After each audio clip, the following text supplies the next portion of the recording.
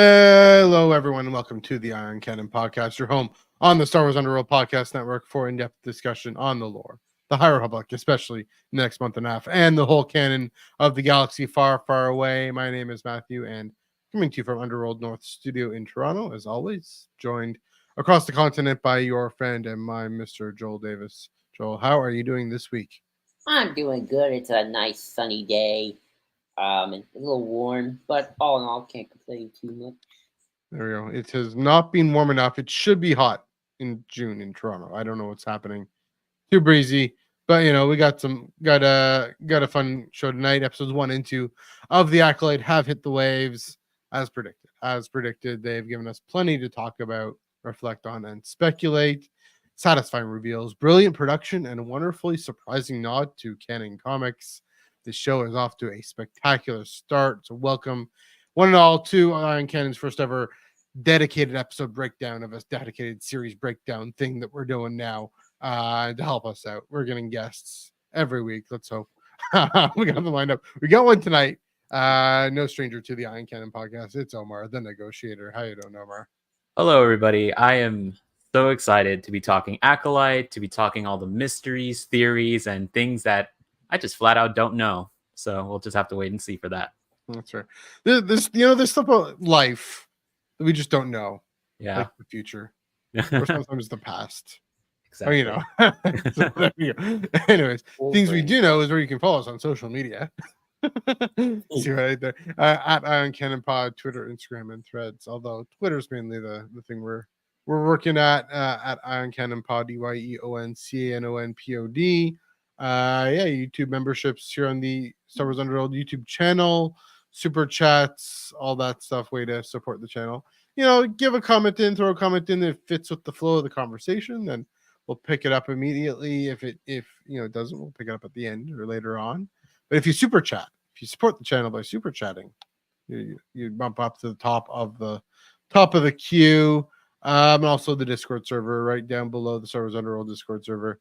Link down below. We got chatting away. There's an Acolyte spoil the thread if you want to go in there at your peril or not. By the way, tonight, it's been a week. It's been almost a week. Mm-hmm. So if you haven't seen the Acolyte, okay, go ahead. Fair enough. Mm-hmm. But we're gonna spoil it. We're gonna talk spoilers. I already kind of spoiled a little bit, sort of. Not right, but don't spoil anything after episode 2, though. No, definitely don't spoil anything after episode 2, because we're 24 hours away. Anyway, in the Discord server, lots of great conversations there. Joel, any events coming up? Not this week, but last Friday we had a fun night of playing Star Wars Hunters with everybody. So that was a lot of fun, especially after a long day. So yeah, and we're hoping to do more Hunters in the future. So that's definitely on our game roster. There we go. Looking good. Yeah, Hunters looks interesting. Eh? Looks like a lot of fun. Nice. Yeah. So apparently it works really well on the phone too. So yeah, lots of things. Anyway, so that's it for beginning. 3.5 minutes. We're probably gonna. We're still working on the format here. This is a new chapter for us in the Iron Canon podcast. But so yeah, that's all we got. Joel, let's talk about Acolyte. Let us talk about the Acolyte. I did forget one more thing. Sorry, I did forget one more thing. Plugs. Oh, right. Plugs. I need to put this in the notes. Tractor beam. Putting this in the notes right now. I don't know why I forgot to do that. Wednesdays are so Tuesdays. The show comes up. But Wednesdays are for comics. Comics are for Wednesdays. Comics come out Wednesday. There's still coming along. It's coming Wednesday. On Go. Is it no Darth Vader number 47? Going back to Exegol. Got the Darth Vader summoning the Summa Verminoth, among other wild random things.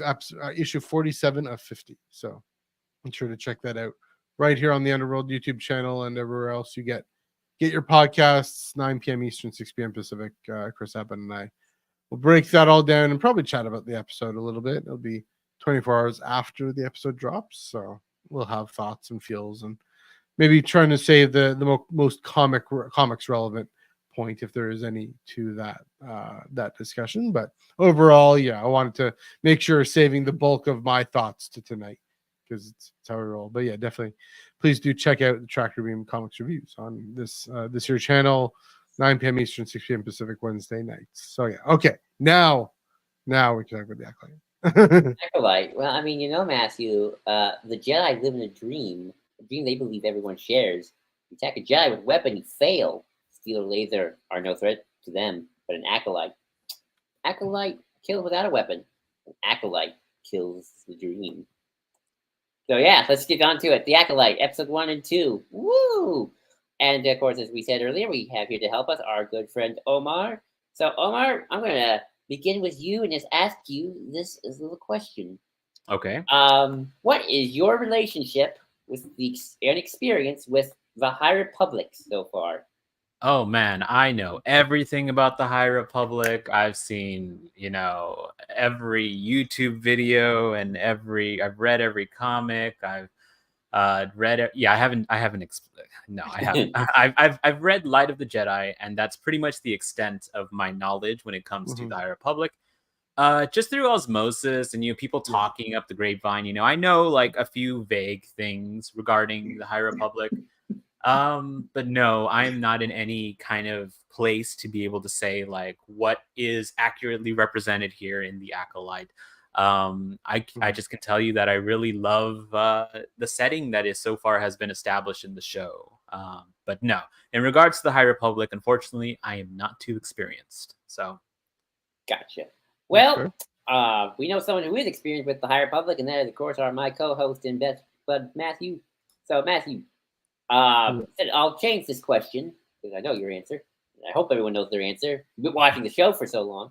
How did the Acolyte represent the High Republic, at least in the first 2 episodes?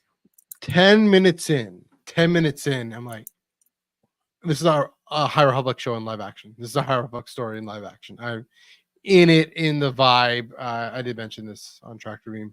Just, it really, really got the feel of of Star Wars, of Phantom Menace, of everything going forward. We got we'll talk about the Trade Federation in a little bit, but I hope.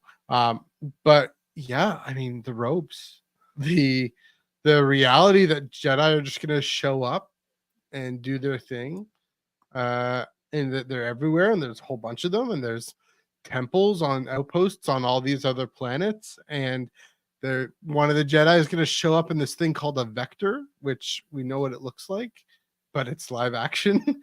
That they have a sense of dignity and gravitas and self-importance, both a genuine sense of their importance to the galaxy, but also a sense of self-importance. And that's going to be essential drama, I think, in the show. It's essential drama in the High Republic Book Initiative. And they face this really, really dire threat from this guy here and his pets. But to say, okay, further on, what do the Jedi continue to fear? What do the Jedi continue to be good for? And that's a question that the publishing initiative is asked en masse. And so it really just getting the feel, just really nailed the feel of everything Team Luminous has laid down, and a certain green skin character that Justina Ireland especially has done a lot of work crafting her younger years. I'm about maybe halfway done Defy the Storm. I have Temptations of the Force on my bookshelf there, but I'm almost in Defy the Storm. Interesting reading a Vern story. She's a much younger Vern story, and here she is 100 years later. And she's clearly seen some stuff. We'll get to Vern later on, but to see her having a more prominent role than I expected as well. So it's definitely the feel. I mean, again, nothing. I don't expect too many plot details. I don't necessarily think we'll hear the word Nile or Nameless or any of that necessarily. We might, and it wouldn't be out of place if we did. But they really. Just having the robes, especially even these little lore details that we notice that just contribute to the feel of it. On Coruscant in the temple, they have these robes. Out in the wherever the boonies and these outposts and planets, they have the brown robes, like the white and gold versus the brown. Even the brown can be nicer with Indara, but it just contributes to that feel. It also does. I mean, the robes itself. I'm going to harp on this because it is an intentional choice. It does signify, and this is what I've thought with Indara, signify an intermediate stage where even in the temple, of course, in the Phantom Menace, they're all just wearing the brown and the white. That's just what everyone does at this point. Nobody cares about the gold and the cream, but definitely on the outposts when they're not at the temple, they don't care either. Even though if they're in a temple, they probably should be wearing. 100 years before, they would have those on that other planet, whatever it is, with the apothecary. They would have been wearing the gold because they're in a temple. But here they're just out in the field permanently and away from the center. And it's clearly in continuity, at least in terms of the feel and the vibe, and everything that High Republic is about. This show is also in its own way and in a unique way, and never such a copycat, but it's going to be about this. So really, I'm really happy we decided to just go all in on this show for this podcast because it really feels like a High Republic story. Like that's what Kathy Kennedy said. It's the end of the High Republic. Yeah, it's really nice that this era has really gotten its due. This could be a whole other topic for another day. I was watching a video of from a friend of the show. He's not been on, but his co-host has been Eckhart Slaughter, co-host Corey Datapad. And he did a little video of like the New Jedi Order and how that was a 19-book series, and then kind of after that, just poof, gone. Like there was no comics, no video games, definitely not a show. Like High Republic, it's got the book, it got the comics, it got mentions in video games. Just today, apparently, Outlaw had a High Republic mention in it. You get to go to a High Republic, a crashed starship from that time period, and of course, we got a show. Just the era really has permeated through Star Wars in big ways, and hasn't felt like if you're a fan of that era, you're getting spoiled compared to the poor NGO fans who kind of got screwed over. So very, very good. We'll talk a lot about the Jedi and those outposts and stuff like that later on in the show. Next thing I want to talk about, I have on the notes is the premiere and just how they did the premiere. Matthew and I have talked a lot past about like premieres and sort of like doing releasing X amount of episodes and stuff like that. I did my little hot take of like really get over the fact it's the first Star Wars live action seeing Baby Grogu. Mando episode 1 is a premiere, kind of boring. Not much happens. So I guess I'll throw this to you, Omar. What do you think about them releasing 2 episodes for the premiere of the show? You think it was a good idea? Did that help you in any way? You think that was what do you think?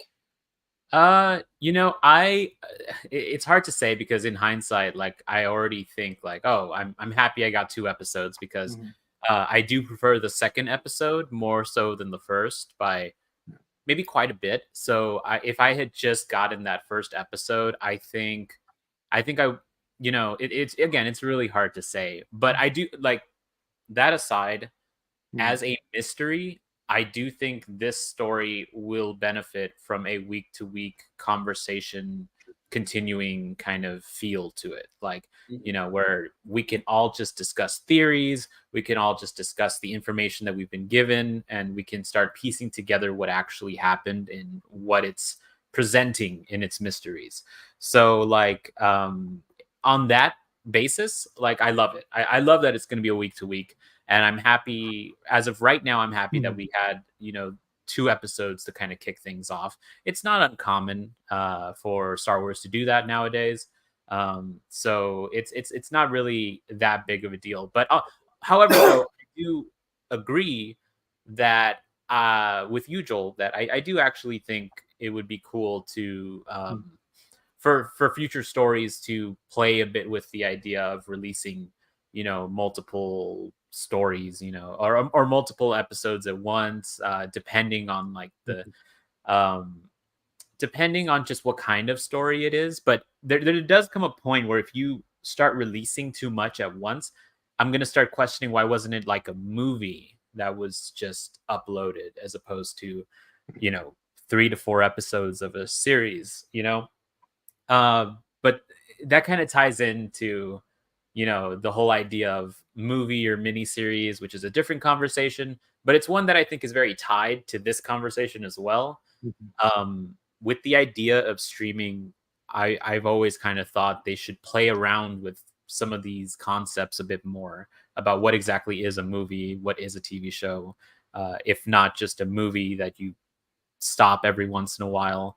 And it really does depend on the show, the series, and how it's edited, how it's presented itself. So, it's a very interesting topic. It's one that I think when you unravel it, it just kind of unravels more topics of like things to kind of explore in terms of how streaming services tell a story or tell the story that they present. So, I bet it's like a bit of a headache to like figure out like, oh, for this one we should just release, I don't know, like for Andor we should just release all 3 episodes of the months, or for Ahsoka we release 2 episodes a week.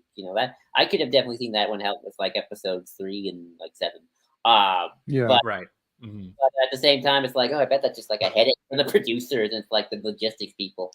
So I can definitely see there being like some questions of that. But yeah, I don't know. I really like the first episode enough to I think I probably would have enjoyed it regardless. But probably the 2-episode premiere was probably the right track for now. But Matthew, I mean, I'm sure you would have loved it regardless, but how did you feel like you were affected in any way by showing the first 2 episodes, or do you think you would have been like, yeah, I'm on it regardless? So, I mean, I was on board from day one, but well, in terms of the actual watching experience, first off, I'll say I think just this is their MO now, that they're always going to release at least 2 episodes on the first night.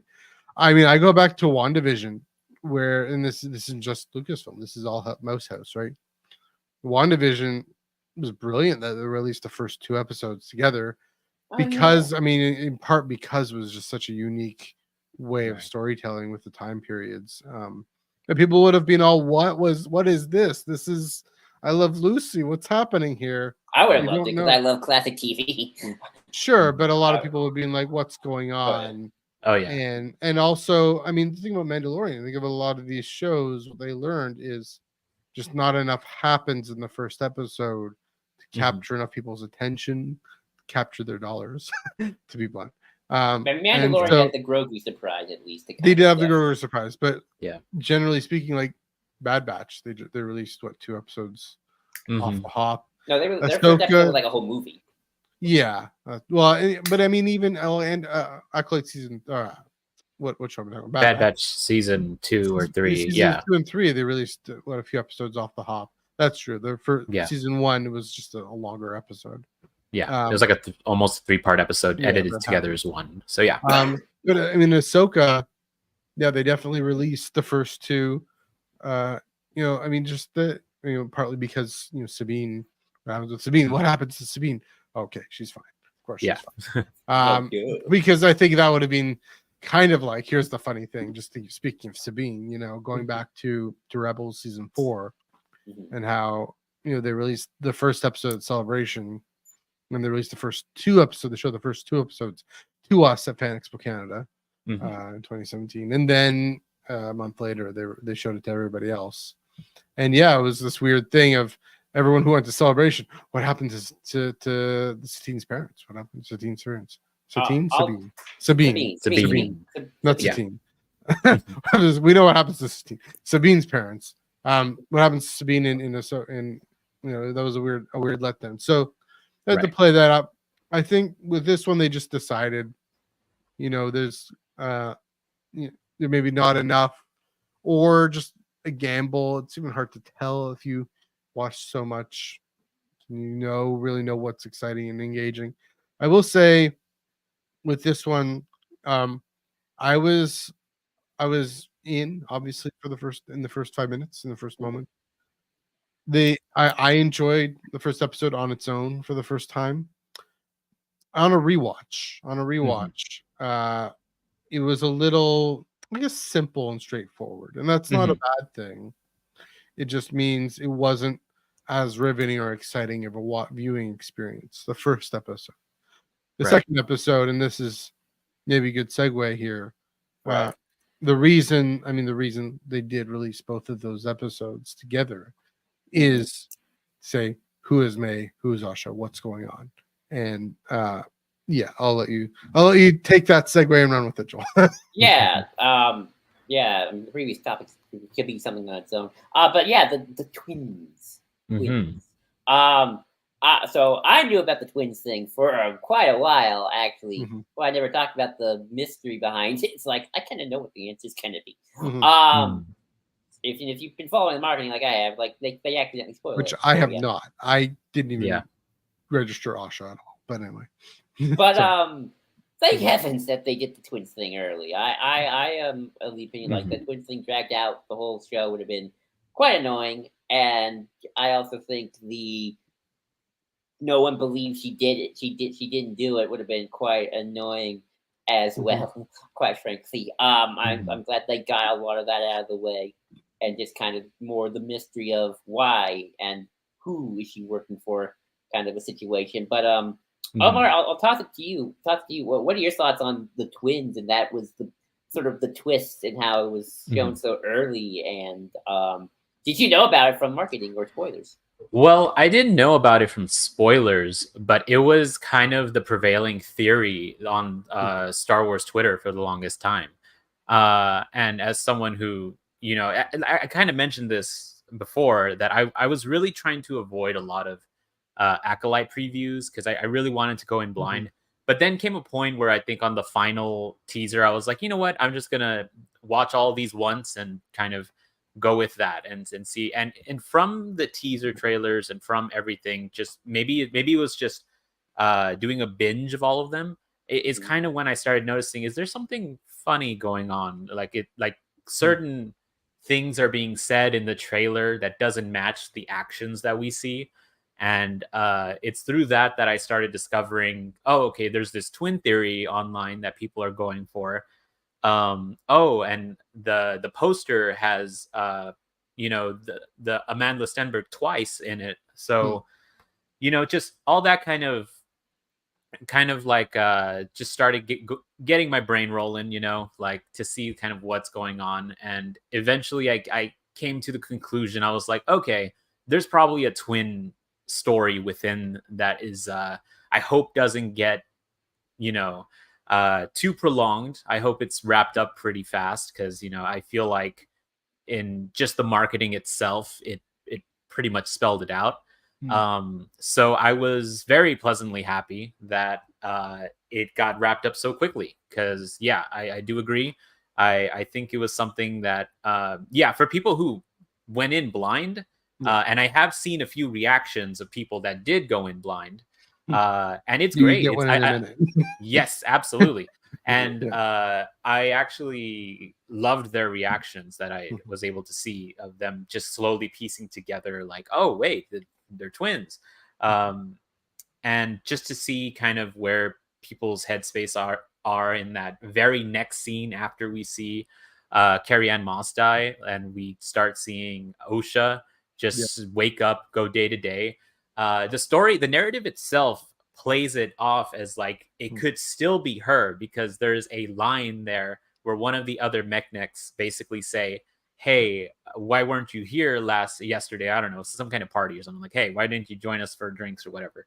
And Osha kind of plays it off like, oh, what I do is my own business. And it's little lines like that that's like, oh, okay, they're having fun with this idea.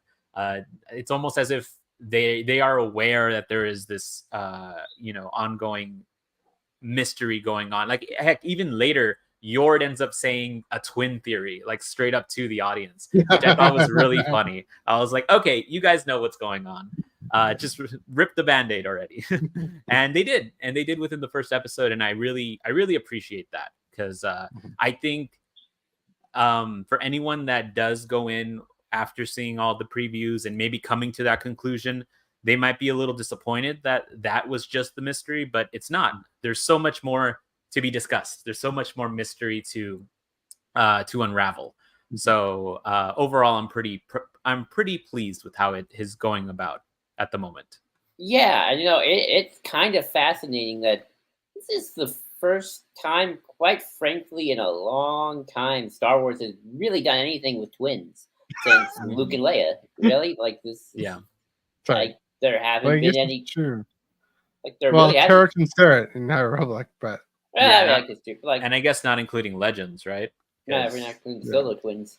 Kind of. It's or kind of the Old Republic. Wasn't there? I don't know, something in that MMO. Oh At yeah, least I those thought guys, there was. Yeah, those yeah, yeah. twins brothers.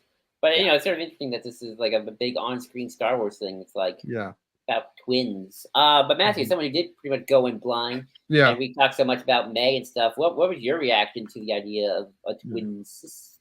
Well, so first of all, I thought you were kind of being sarcastic. Oh, they don't do the twins. My mind now is like, okay, well, they've done a whole trilogy with Dyad.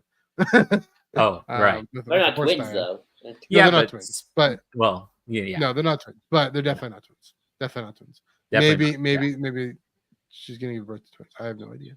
Yeah. That'd be weird. But anyway, we're talking about Ben and Ray, Ben Solo and Ray. Anyway, Right. yeah, so yeah, I went in blind. I didn't even pay attention to who Asha is. So I didn't even know who this. I didn't even heard the name, and that's my willful ignorance on my part of just saying I'm not gonna read these articles. I'm not gonna Right. read things. The most I heard, and I'll get to this after we talk about the individual characters, is thinking about the things I was talking about last week with Light and Dark and what's Leslie saying about all this and how do I wrap my head around it.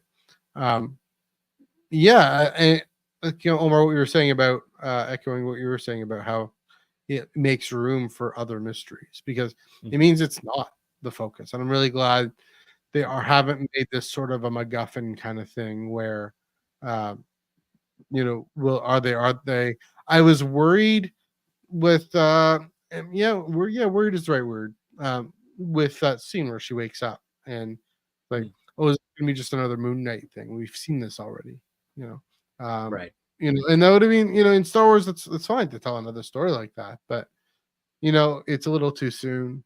It'll be a little too close to that. It would be probably a little too similar to that. Yeah, I think and I'll get into a little bit later why I think that's more interesting. And yeah, I agree with you guys. Just that's all I gotta say is I agree with you guys that I'm really grateful they didn't use this as a crutch or as a what I mean, as a just an easy way to move the tension along.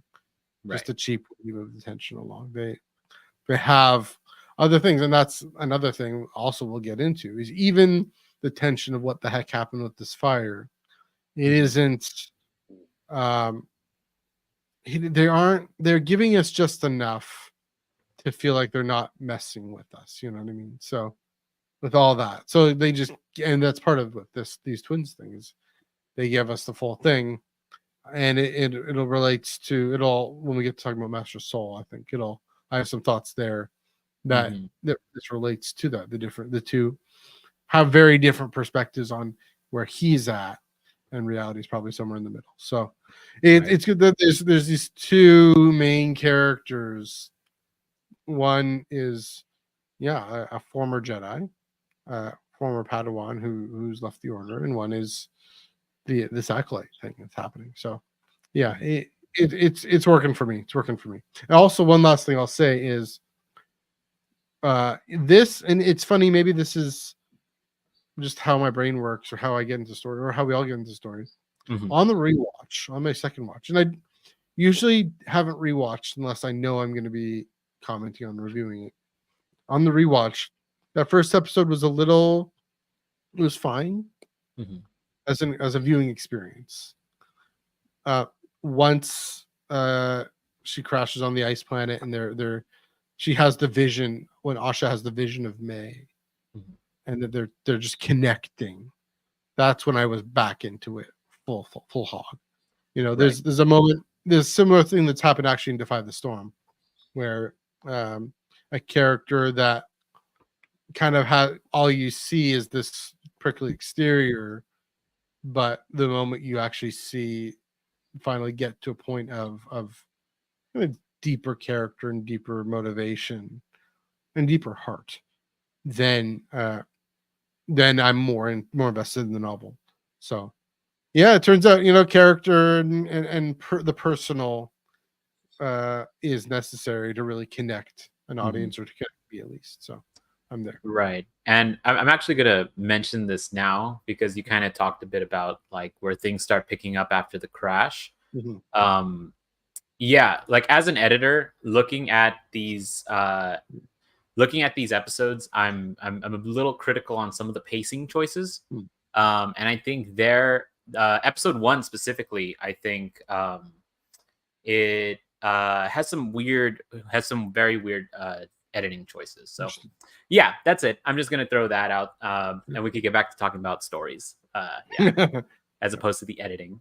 Yeah, I am curious to know what you mean, but maybe pick that up at the end, or yeah, for sure. And like in contrast with episode 2, because episode 2 seemed to be a lot tighter. Yeah, I agree. Yeah, and I guess just to kind of go into it, some scenes are very short, and others are extremely long. And I think pacing wise, it just kind of doesn't mesh very well. So interesting. Okay. Yeah. Okay. But let's talk about the twins then, May and Osha. I'll start us off with Osha. She's sort of the new character that we didn't really know about, although we did. You did. I didn't. We did. Well, I did. I love her, man. She's great. I instantly just really, you know, just her first scenes alone is like, oh, instantly likable. And Amanda Stenberg, they do a great job making us love her. You know, very, you know, she's likable. She's nice to her droids. Kind of down to earth, despite being a former Jedi. You know, she's a mechanic.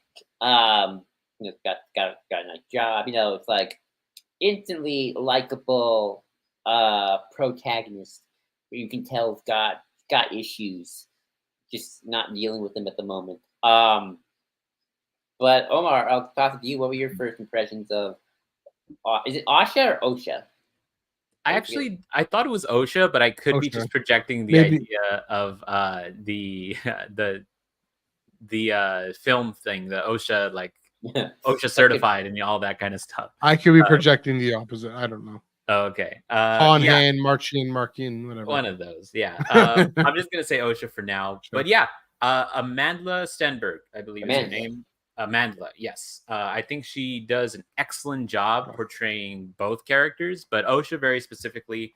Yeah, I really get the vibe that she is both this very down to earth mechanic as well as a former Padawan. I think that's where kind of her moral center lies, is with, you know, being that good Jedi and upholding what she believes is right.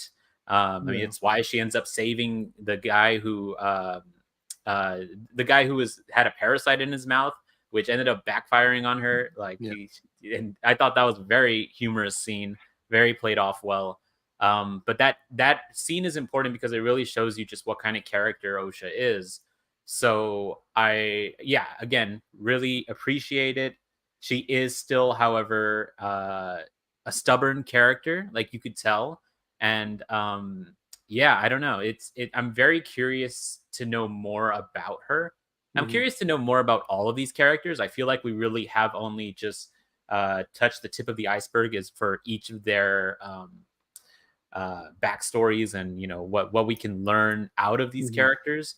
But yeah, no, Osha's great. I think Osha is a really strong character that is very reminiscent of other really strong characters that we've had in the past. I've seen a few people compare her to Rey, and I could definitely see aspects of that. Again, the being a mechanic and being very grounded and down to earth, and where some of that stubbornness comes from, I think that is very relatable to Rey.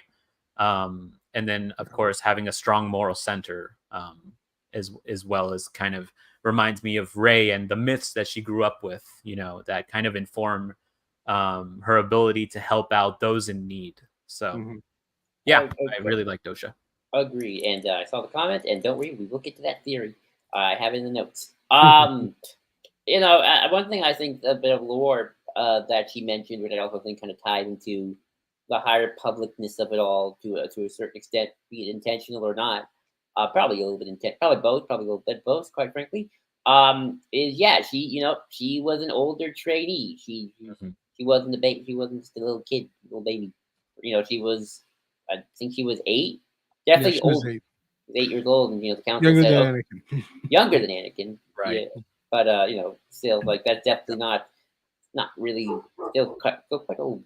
So it's like the council made the decision, and said yes. Although in Dara was definitely a little uncertain about it. Yeah. I guess she was the Mace Windu of that time.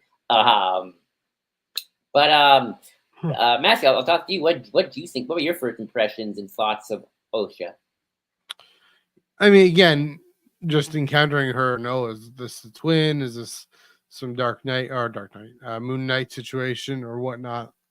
Yeah. Then seeing again the contrast with Yord is very clear. They play that up very very directly. How we'll get into Yord a little bit later, but he's very proper or trying to be very proper, and she's got a tattoo.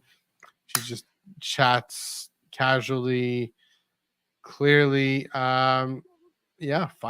Not a fan. I mean, that I understandably, and but she's understandably not afraid of fire for good reason. I mean, we all should be, but in her context, we know why. Yeah, that she's still, she represents the kind of complexity I'm hoping to see in this series, and I promise I'm very close to getting to that late in a bit. The ability to contain your anger, ability to seek ways to move forward, to imagine beyond the Jedi, and to still say, to be able to give that up, and that is this really intriguing question is what. I know you have it in the notes, so I'm going to steal from Joel. Sorry.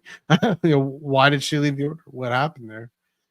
Does it have to do with the fact that she was 8 in mourning? I mean, as we said, or is it something else? Something else entirely. I hope it isn't, that the order just pushed her out because she didn't fit with their format or whatever. I hope it's more complex than that, as I always do. But I think her integrity, and that's the thing. Her integrity is going to be questioned, especially by Vernestra. By Yord, questioned it a little bit until it was finally proven otherwise. Yeah, that she's going to have this uphill battle within herself, but also with the rest of the Jedi that she left. She left her family, and that's that's always a tricky thing to navigate, and for everyone else to navigate too. And so, can she be trusted to, even if she didn't, even if clearly she has his alibi, can she be trusted to cooperate, to collaborate with all that memory? And again, it's just the way she acts, the way she just is with herself and with others, a lot more casual, going to this dangerous and illegal line of work. There's a reason for that. We don't quite know. I mean, we can guess, but yeah, it's it'll be, again, I'm very curious to see. I mean, the thing about a main character is shines a light on all the other characters around them, and what ways does Osha shine a light on Soul and the rest of the Jedi and Vernestra? But yeah, and relating to Jecki, the way she's, her successor as Soul's Padawan. Is there something? And my mind goes to a little bit, Dooku, and was it not Dooku and Qui-Gon? Rail, was it Rail and Qui-Gon? Is that who it is? Oh, Rail and Dooku, right? Or Rail was the Padawan of Dooku as well. Yeah, so with Rail and Qui-Gon, or Rail, Qui-Gon have this kind of notes to compare. Right. Right. Of course, there's a whole different set of characters. Just those kinds of lineages, kind of like parallel lineages, supposed to direct them. I'm not making too much sense, but the lateral lineage in terms of Padawans. Yeah, it again, because Soul, he blames himself a little bit for why she left. Right. He says, maybe I wasn't the best teacher.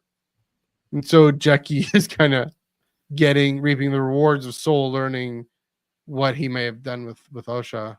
I don't think there's gonna be resentment there, but it's gonna be a dynamic of, we can compare notes. We've been in the same boat, but also Soul is definitely teaching Jackie the way in response to everything that happened with Osha, and that that maybe that might not play out to the depth that it does, but it's just another way in which this mystery of the past. That's the thing, is it's not so much a black box. This mystery in the past, we're seeing how it's played out now, and they've done a fantastic job just giving us enough character moments of personal moments to see, okay, these are the implications.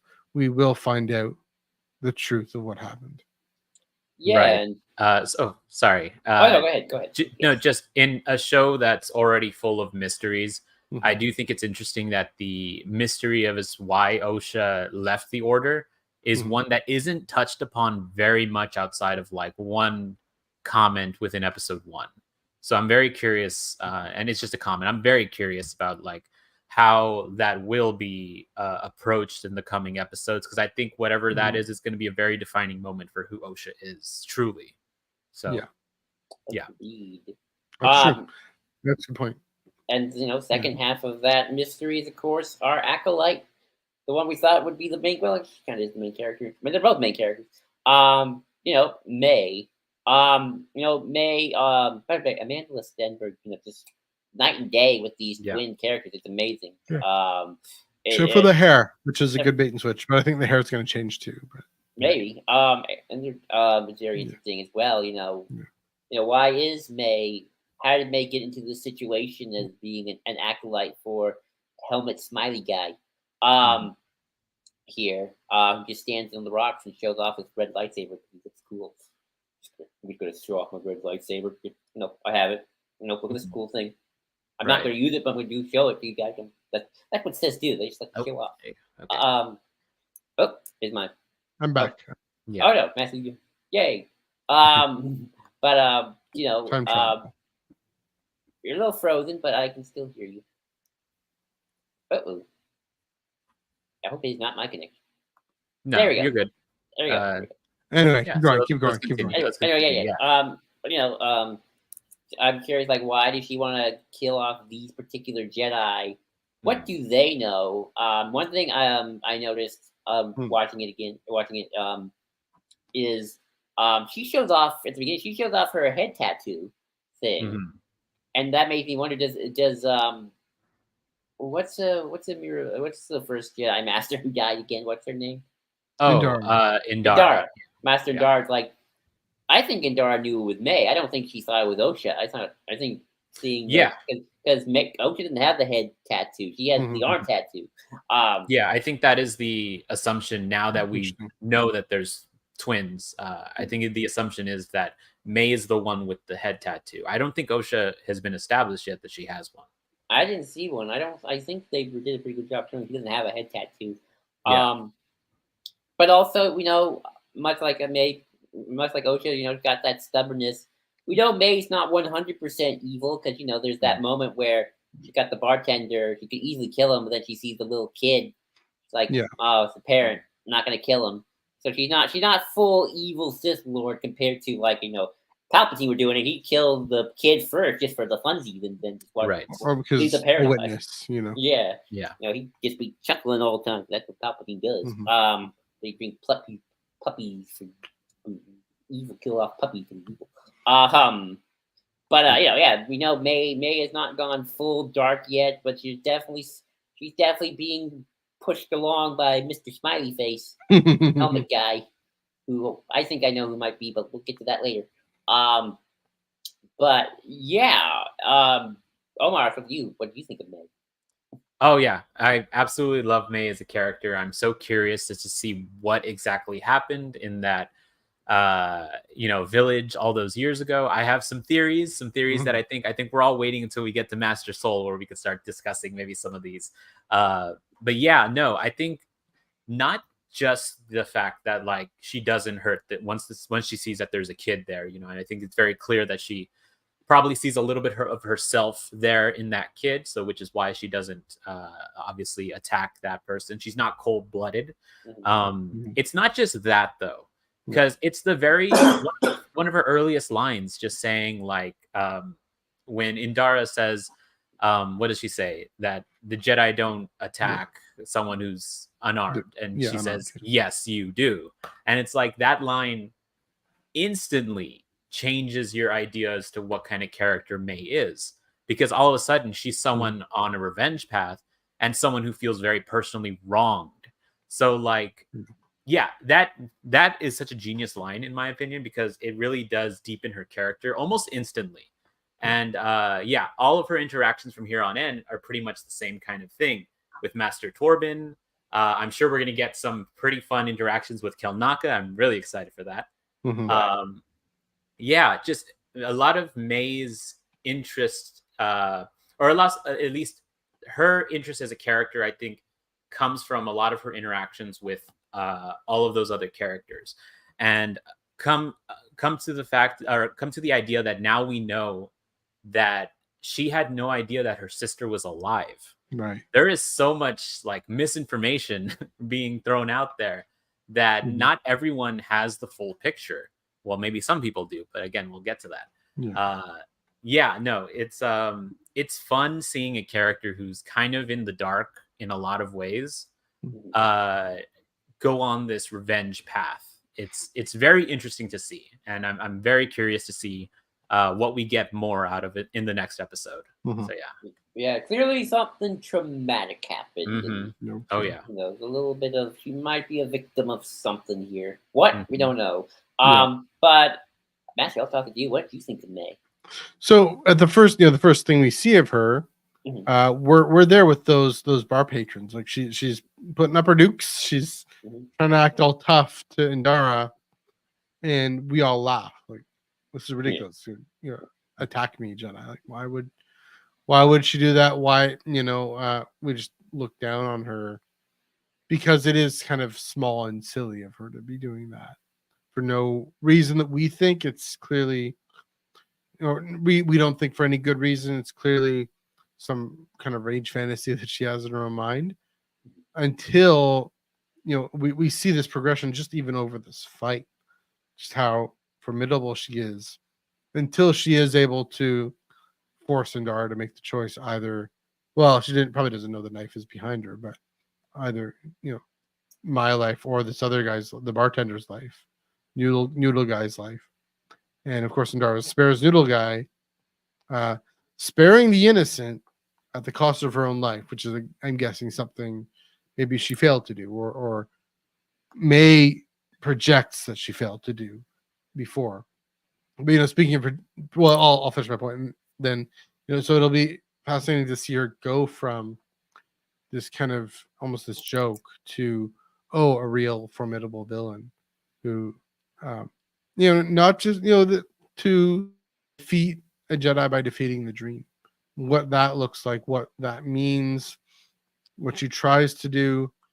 I hope she doesn't succeed, because then I think we'll talk about Master Soul, what I hope does and doesn't happen there. But what she comes close to it, or becomes a formidable dark side user, formidable threat to Jedi, and to really give herself over to the dark, if that's where she's headed, which I think it might be. Again, I want that May story, I still think, is a cautionary tale about what what the algorithm, the dark side algorithm is doing to people in our culture. And I think I think it'll be fascinating to see that played out as this allegory, this kind of this image of a young person continually led on to this path of radicalization, so that she isn't there now, like you're saying. She isn't there. She looks at this kid behind the bar there, and for the time being, she's in this for revenge against what happened to herself as a kid. She sees herself in this little kid, this poor innocent victim of the Jedi, supposedly. And almost here, maybe here's a bit of a kind of a tangential reference to the Mhm. path of the open hand in May's progression to the dark. She's going to continue to blame the Jedi for seeking to have mastery over life and mastery over life and death, and what happened to her family, or her interpretation of what happened to her family. She's going to, for the time being, be able to have compassion on these vulnerable people until she isn't, until she does have to. That's the thing. Every Sith has to commit this, like you're saying, kill puppies, in order to really graduate in Sithdom. If the word Sith is ever used, if this is really what's happening, which it probably is, but something like that. But yeah, it's again, hopefully, again, continues to be a cautionary tale of both about what our culture and the algorithm, but also the way previous generations haven't taken into account the struggles of a younger generation, which is related, right? It's part of the soup, part of the mix. Why young people are so frustrated and despairing about the way things are. We're gonna see. Yeah, I clearly have thought more about May than Asha, because I thought, but yeah, it's it's kind of, it's playing out in a way. I mean, I didn't expect her to be that unformidable at the first shot, because we saw in Phantom Menace, at the end of the theatrical releases, we saw this fight, and so we thought she was already there and already formidable. In a way, she is, right? She's able to kill Endar. It's true. She is a threat. She's able to kill a master. In a way, May or Asha reaching for her droid, her droid tool thing with the Force, she can't. It just bounces fortuitously. That could also be the Force doing its thing, but May clearly can pick up the dagger. So there was another example of them making clear that they're two different people. Because right. Yeah, I mean, trading seems to be a big deal, especially to kill a Jedi. Just can't be just some random person. It's like whoever training here, like knows the skills. But May and Osha, light and dark, some dyad fun going on here. No, Matthew, I'll toss this one to you. What do you think about what the relationship between Asha and May is? So this is still the most interesting thing between the two of them is, so thankfully they resolved what kind of the biological, psychological thing that's happening. They're twins. They were separated of this fire. This much they've given to us already. They're in this fire. They both thought each other was dead. One went to the Jedi, and one at some point went to, let's call them the Sith. But all through, and like you're saying with twins, what Star Wars has done with twins, with the whole midi-chlorian thing, and how, and the dyad thing, and people, the Force in the Star Wars universe, people are bound and connected in something. If you share a DNA, if you share a womb like this, like these are identical twins, there's gonna be a Force bond. There's gonna be something. And that really fascinating line. You give me, and I give you, or whatever the rhyme that they have, that they developed as kids growing up, just spontaneously, the way kids do. But for there's got to be something going on for kids that age to develop this really Right. deeply symbolic poem about each other. Again, I think Osha's gonna, May is gonna demonstrate the lack of nuance, the lack of complexity that is the cautionary tale. Osha, I think, is going to demonstrate the complexity and the the possibility of moving forward in a world, in a galaxy full of conflict and full of darkness. And yes, they're twins, but the way that the vision is shot, the way the way that May seems to be the full expression of Osha's anger and Osha's rage about this fire, about whatever happened, just uncontrolled and just to the nth degree. And going back and thinking about what Leslie was saying about light and dark, and thinking about again Yoda and the arc, in the Clone Wars season 6. That's where my mind went when Osha is able to say to May, you give me me.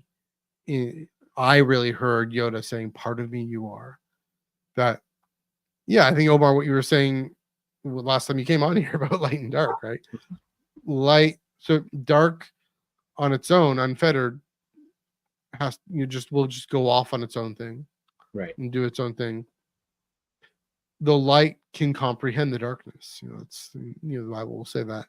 Mm-hmm. I think May represents Osha's shadow side that she has to engage with, and embrace with, and come to grips with, to comprehend in the sense of understand, comprehend in the sense of contain and accept, in order to truly find peace and forgiveness and find balance in being a deeper servant of the light. Does that mean she's going to become a Jedi? I don't think so necessarily. She says she's already forgiven Soul. Is she going to be part of Soul's journey to forgive himself?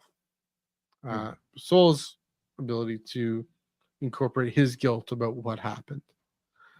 Does, again, I do believe Osha has forgiven him for it. But there's still, again, that anger that she has to confront. And so May is going to force her to do that, is what I think. Again, I'm kind of speculating here about all this, but if we're going with the cautionary tale, May is going to be presented with the opportunity to, confront the light burning within her, and trying to get out and trying to move forward. The way Kylo Ren doesn't in episode 7, the way he does, 8, the way he does in episode 9, the way he does in episode 7 and 8, the way he does in episode 9. Again, this is the most recent references we have. Mm-hmm. The way Anakin doesn't in episodes 2 and 3, the way Luke does Luke, for example, is the example of what Asha and Rey are able to do. Luke and Rey are the example of what I think Asha is hopefully going to be able to do. Right. Anakin and Kylo Ren in episode 7 and 8 possibly going to be where May falls short as well, in the the opportunity to turn back and come back. Of course, Anakin does come back, episode 6, but it's the cautionary tale. What does that mean? I mean, I don't want to speculate too much, but I'm thinking about what happens at the end of the Mortis arc. Right. What is the great puppy kill that May has to do to become a Sith?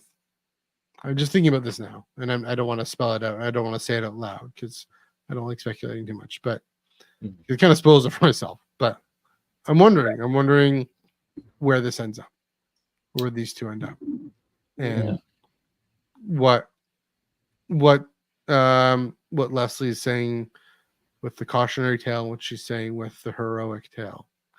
The type of hero we need in our time is one who can can see her shadow side and say, a part of me, you give me, I can no longer give you.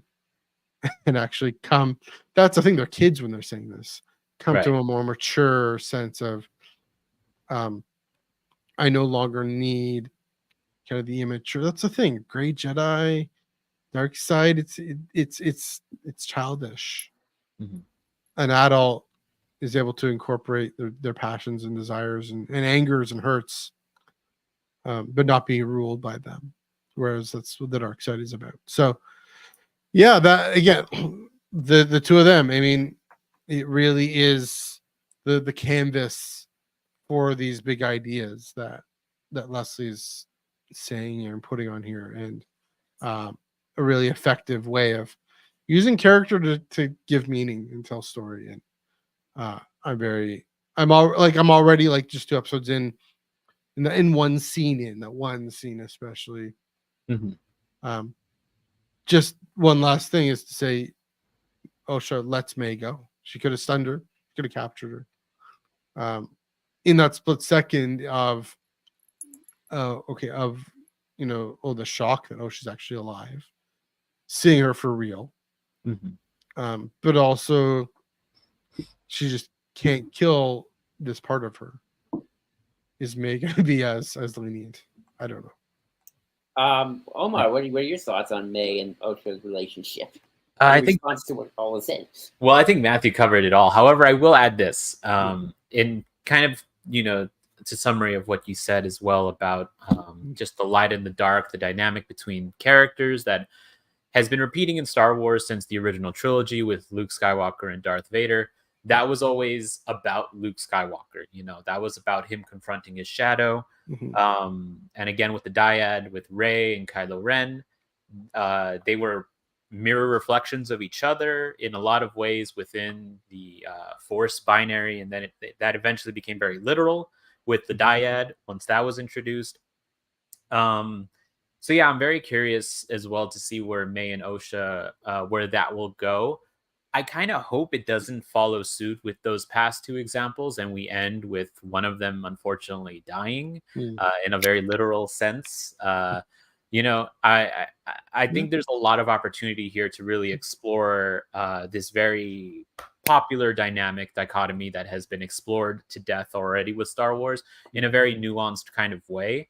And I hope they do that, because right now there is very much a yin and yang between them. You can sense a little bit of darkness within Osha. You can sense a little bit of light within May. So it's grounds for a really interesting dynamic. And to kind of go back to the idea of the dyad, it was one theory that was also being discussed as to whether or not they are a dyad. I think that could be a very interesting aspect. It's not one I'm too tied to, but it's one where I'm not opposed to the idea of the dyad being literal twins. The whole idea of it was just 2 that are one in the eyes of the Force. So in that, just that basic description there, I think you could almost make an argument that May and Osha could fit the bill. I mean, obviously, we still have a lot more to see in regards to their relation, but with their Force visions that they have with, or at least Osha is constantly having those like Force visions. There's these scenes where she kind of wakes up right after we have a scene with May, which is a bit of very clever editing to show that like they are, they're connected. They're still very much connected, even though they've been apart all these years. So yeah, I think there's more that we're obviously going to be learning from. But I'm very curious to see where it goes with that light dark dichotomy and kind of what the Acolyte and Leslie Headland kind of says new with it, or if it's going to be kind of the same thing that we've seen, which can also be fine. But I do want to see like it done in a very different kind of way, and I think they're already doing that. They're setting the grounds with such an interesting mystery where that's kind of the centerpiece, as opposed to kind of the larger galactic conflict that we have seen with the prior versions of this kind of dichotomy. I just want to jump in. A smaller story. Oh yeah, sorry. Continue. No, sorry. Unless you're done. I just wanted to jump in before Joel moves on. Yeah. Sure. Yeah, the two things. So we don't really know much about what dyads are. Oh, yeah. No, I'd say so. It's great that you give me more of like that whole the Mhm. Force seeing two as one. Yeah, Mhm. that's interesting. I think again with everything with Star Wars, thinking about midi-chlorians and the weird George Lucas gobbledygook. I think twins are always going to be something in Star Right. Wars, especially Twins are twins. just something in fiction, period, most of the Yeah, time. it's true. It's an archetype. It is an archetype for sure. Right. And the shadows. I think, or even siblings generally. But yeah, twins. Trying to think of an example. Well, I don't think they're twins, but C.S. Lewis. If you've read Till We Have Faces, Mhm. really wild novel. Okay. All about diving into Greek mythology or maybe Roman, what like ancient classical mythology. And I got an example. yeah, Adam sure. and Adora from the Masters of the Universe franchise. Nice. Mhm. I have no He-Man idea who they are, but and I'll take your word for it. She-Ra. He-Man and Um, She-Ra. They're twins. Yeah. so is that so yeah, I mean there's room for Leslie and everyone to create lore that serves the story, the character. It's always going to be the discipline. Remember whose story, which character? The titular character is May. May is the title character of the show. I don't think that's going to be a bait and switch. I think that's the thing. I think I talked about Elsha being this interesting thing, but now I'm thinking I talked about how May might serve Elsha's character. Mhm. How is Elsha going to serve May's journey? Knowing, Mhm. yeah, that this is. I mean, unless it is a bait and switch, but I don't think so. I think Right. I do think this is going to end up, with it ends up with Order 66 and the Mhm. establishment We of the still got Galactic Empire. 100 But years before that. yeah, but it's got to this continues that along. I mean, Right. Joel, I think you're right about what you were saying last week about this is the turning point where they really start to kick the Bane plan into high gear. Yeah, I mean it's kind of too bad, but because I hope not. Actually, I hope I'm wrong about this. I hope it is kind of a bait and switch because Mhm. it's really fascinating to see in Osha an example of who we need to be in our culture. But that may not be the story we get. We'll see. Bad, no good times are coming. Just a couple of little things before we get into the next part of my notes because I didn't put them here, but I wanted to they're just like tiny things. I liked the crawl at least attempt. I mean, I would still just rather them just do full on da da da. But The tech if going up. I do think having a crawl of sorts is helpful because Mhm. obviously I do think they kind of know, well, okay, most people when they think of Star Wars, original trilogy, Empire, Rebels. So this is 100 years before all that stuff happened. So all's good, in the world. Not really. And I don't think I put anything about the Trade Federation. No, I'll just that's it. mention somebody mentioned on Twitter on Twitter on the Jedi Council forum.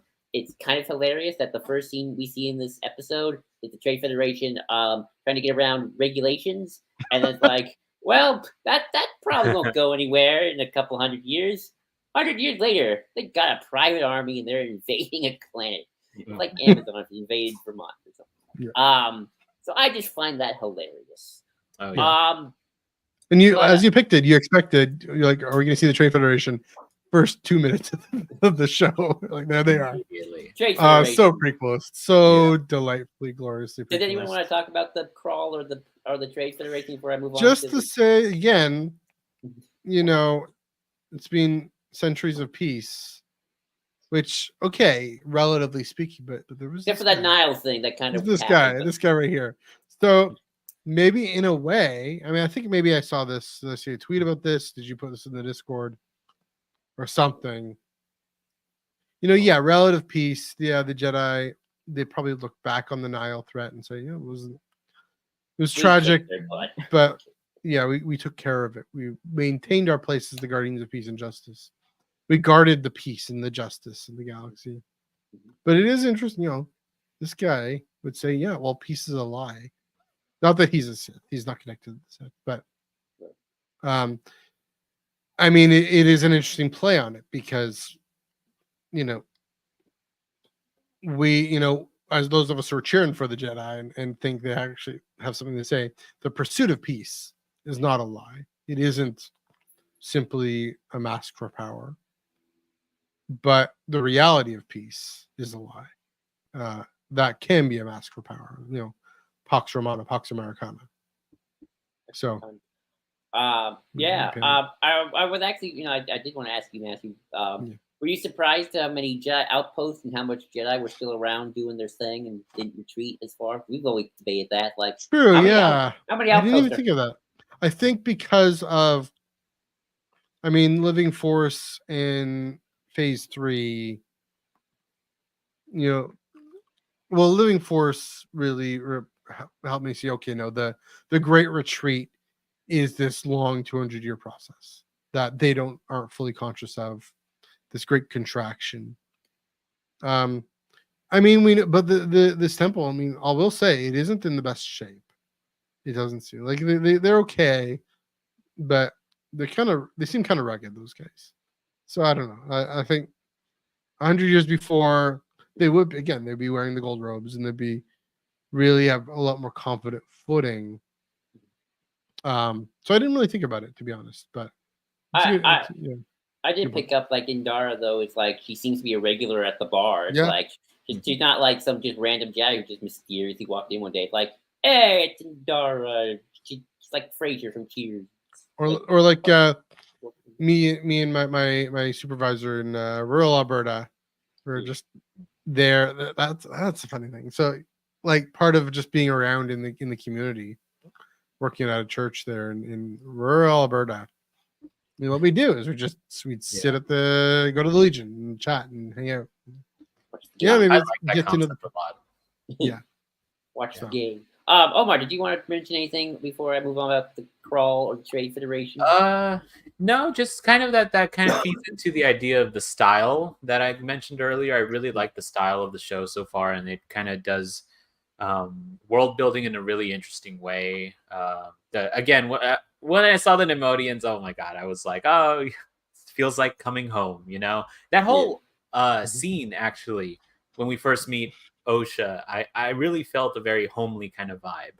And I was like, why? We're surrounded by metal and like dangerous tasks to do outside. And like, I don't know why I felt such a kind of a nostalgia to it. And it probably is the prequel vibes, I suppose, from the entire thing. But yeah, no, the style of the show is really immaculate. There's a lot of heavy use of like film grain, which I noticed a lot of people noticing and talking about. And a lot of people thought it was a mistake. In my opinion, I don't think it was a mistake at all. I think it's very intentional, the amount of film grain that they used. Yeah, I love it. I think it looks really great. And the use of the crawl, is it crawl?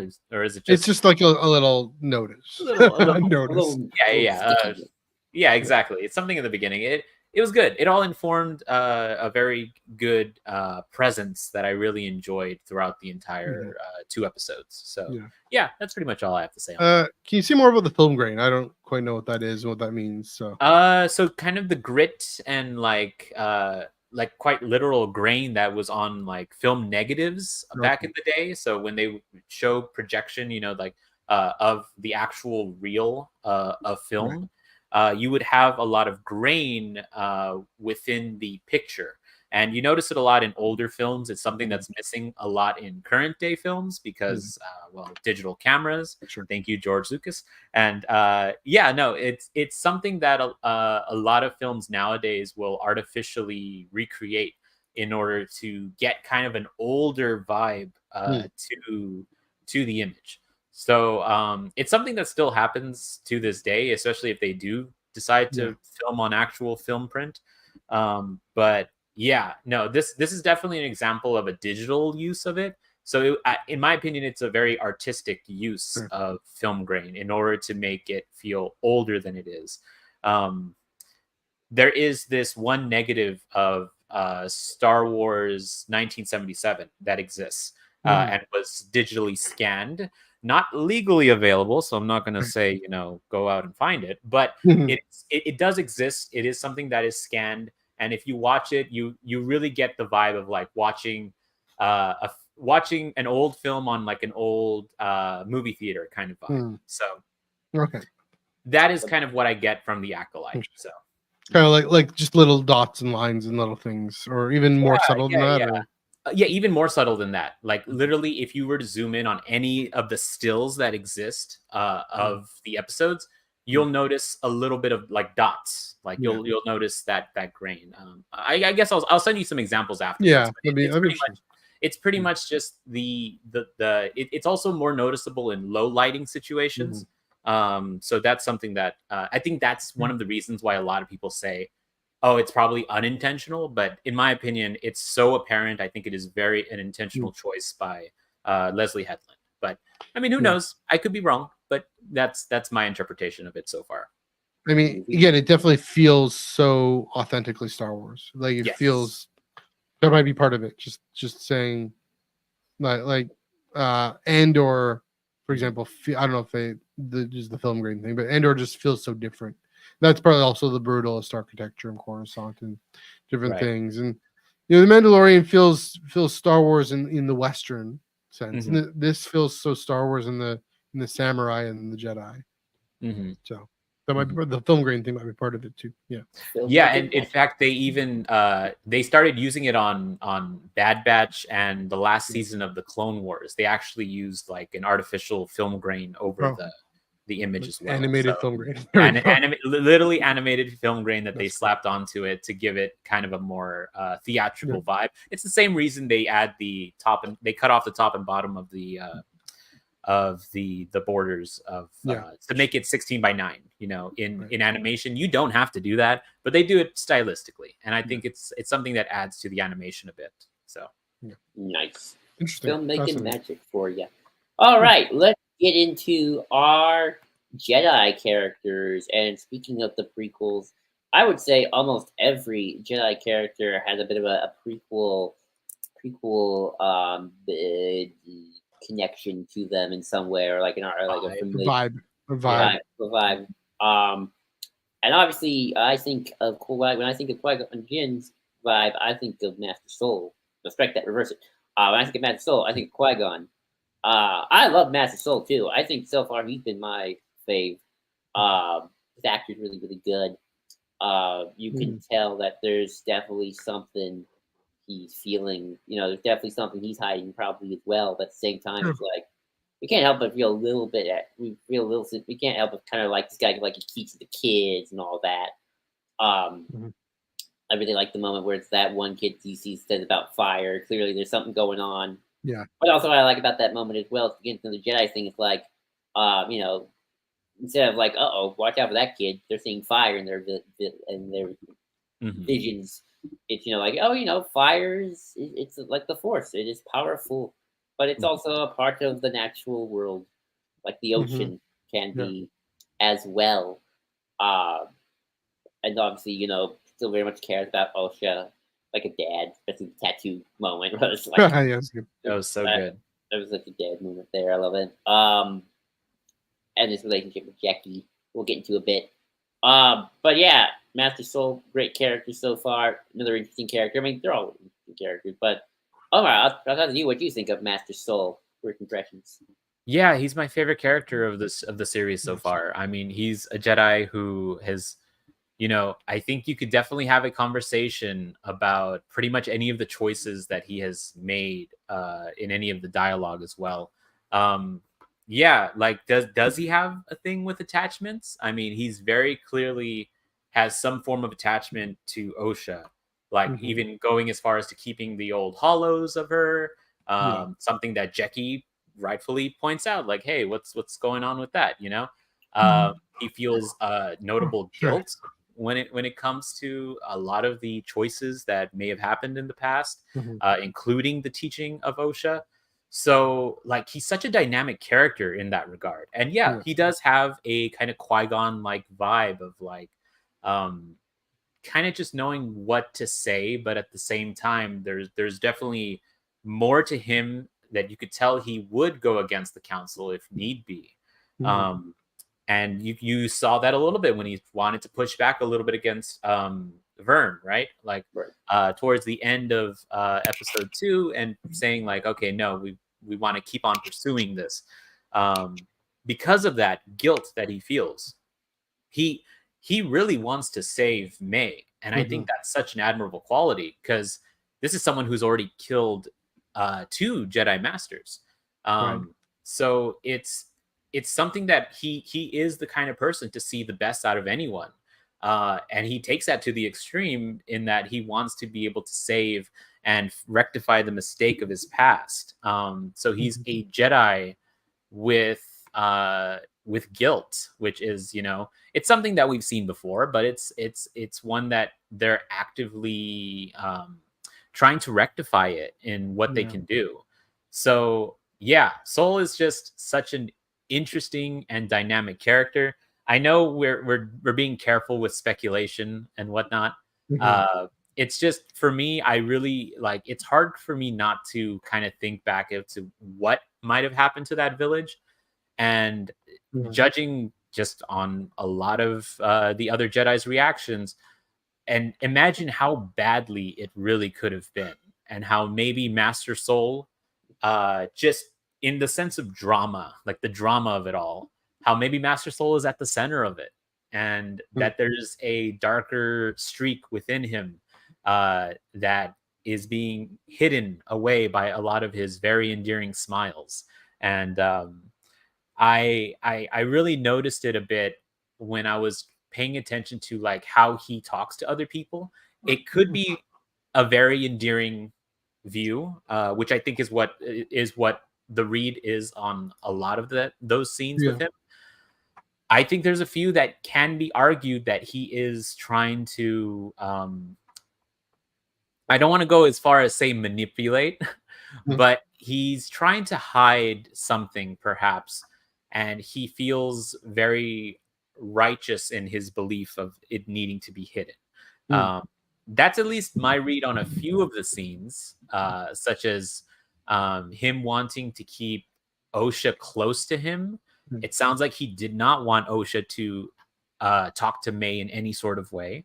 And he says that he has his reasons. He thinks she's going to act out of revenge, which is an all-consuming, thought process that could get to Osha. But, it's just a little convenient in my sense. And I don't know. That's where I'm at. If things go along that way, he'll still be my favorite. He'll be my favorite for a very different reason, though, for a very complex kind of Jedi reasons. Probably one of the most complex kind of Jedis that we've ever seen, and that's kind of where I'm hoping it would go. But of course, I still like the idea of just wholesome Master Soul being attached to his former Padawan in that sense. When I first watched it, my kind of first impression was, oh, this is what Qui-Gon kind of would have been like if he screwed up with Anakin early on instead of dying before he had a chance to really do anything. That's what so none of my Qui-Gon comparisons here. But Master, what about you? What were your first impressions of Master Soul? Yeah, I mean, first impression, the kind, endearing, able to do well with kids, which is always telling for someone who is continually on the process of purifying his soul. And soul, it's purifying his soul, right? There's the name. That look he gives to that youngling with the fire, it reminds me a lot about with Luke having trouble not wanting to train Rey, Ahsoka not wanting to train Grogu, these cautionary tales, there's that term, of the past dictating or just giving a warning sign to say, okay, hold on, wait a minute. He corrects it a little bit. He says, okay, well, this kid might not actually be on any kind of dark path. The Force is just this powerful thing we need to respect. And that's the thing about incorporating the shadow side, respecting the power, the power to destroy, and to respect it, and then to be able to understand it and then be able to limit it. There's the question of well, first of all, he's definitely still haunted by what Mhm. happened. That conversation in the ship, Osha saying, I've forgiven you. He hasn't forgiven himself. He's still, I think Dom may have been saying something about that. We were chatting about it too. There's still this journey, the struggle to incorporate the lessons from that, but also still move on. I do think he's well on his way, though. More on his way than say Torben was. We'll get to Torben in a Right. bit. Definitely more on his way than both Asha and May are, potentially. Although I wonder if this is the thing I'm wondering is Asha's ability to at least forgive, to not hold a grudge and not hold anger against the Jedi, to still believe in the Jedi despite whatever happened. I mean, she blames May, which is another complication. But I wonder if her ability to hold forgiveness or hold trust in the Jedi still, despite the fact that she left, is going to be his ability to move forward. Again, that complexity that we need to say this really terrible thing happened, but we've got to say, okay, what does that mean for today? What do we do for today? I hope this is where he goes. If not, if my mind's going in certain wild directions that I don't want to really Mhm. get into, because again, speculating, be Jesus, irresponsible. yes, Lord, I'm kidding. I'm kidding. Honestly, I was like, what if? Maybe. What if? No, come on, that's just silly. No, I don't think so either. Let me go too out there. Mhm. But I think that would be unfortunate. That would be too easy, right? To Right. say, oh, the Jedi that we trust. Again, here's the problem with this show. Mhm. Is that all these things that we speculated? Here's another problem. The work cut out for Leslie Headland and the rest of the creatives. All these Mhm. things that we speculated, or we're speculating these things because we've been seeing them in stories for the last 20 years, especially. Right. Our lack of trust in institutions and authority. And, what I'm really hoping is we're able to say something new. And I will get to that with the other three Jedi, the other three masters. But yeah, this again, there's a reason Indara and Torben get taken care of early, similar to the way the twins get taken care of early. It's so that we can have this story with Soul and focus on that, Osha and Soul. Yeah, he does. Jackie's right. He does have this issue with attachment. She's kind of quoting the code at him, kind of the rote kind of teachings that she's been given, but there's a reason for it. There's his ability to train Jackie, his ability to maybe incorporate Osha in whatever this resolving this murder mystery, which is not a mystery to us, but it's a mystery to finding May. You know what I mean? What May is up to, it might be compromised and his ability to maybe deal with May and to actually, just like Osha could have stunned her and brought her in, maybe Soul might, that might be compromised ability to contain her, again, containing the darkness. It's not about obliterating the darkness, but containing it so that it isn't darkness, it's just passion and desire for connection. Right. Well, let us talk about the other masters who are kind of part of this group of interconnected people who clearly know something and don't want to say it. So, Matthew, I'll toss it to you. What are your thoughts on our other Jedi masters? 2 down, 1 alive. Well, two alive. So 2 down and 2 alive. The past gang. The past gang. And I said this on Tractor Beam because it's the most amazing comics connection. When you read of the comics, you had Kirk Infla levitating with his eyes closed, with some scars, oddly enough, taking the Barash vow. You have this character here, Barash is her name, and she goes off and just separates herself from the galaxy. And she does that because we don't know what Kirik's done, but we know what Barash has done in taking a wrong turn and taking a turn to say, okay, my similar to Luke in the Last Jedi, my ability to be constructive in the galaxy is compromised. I need to stop and meditate and reflect on something. I've touched the dark side. In Barash's case, she's touched the claim to certainty. That is the dark side.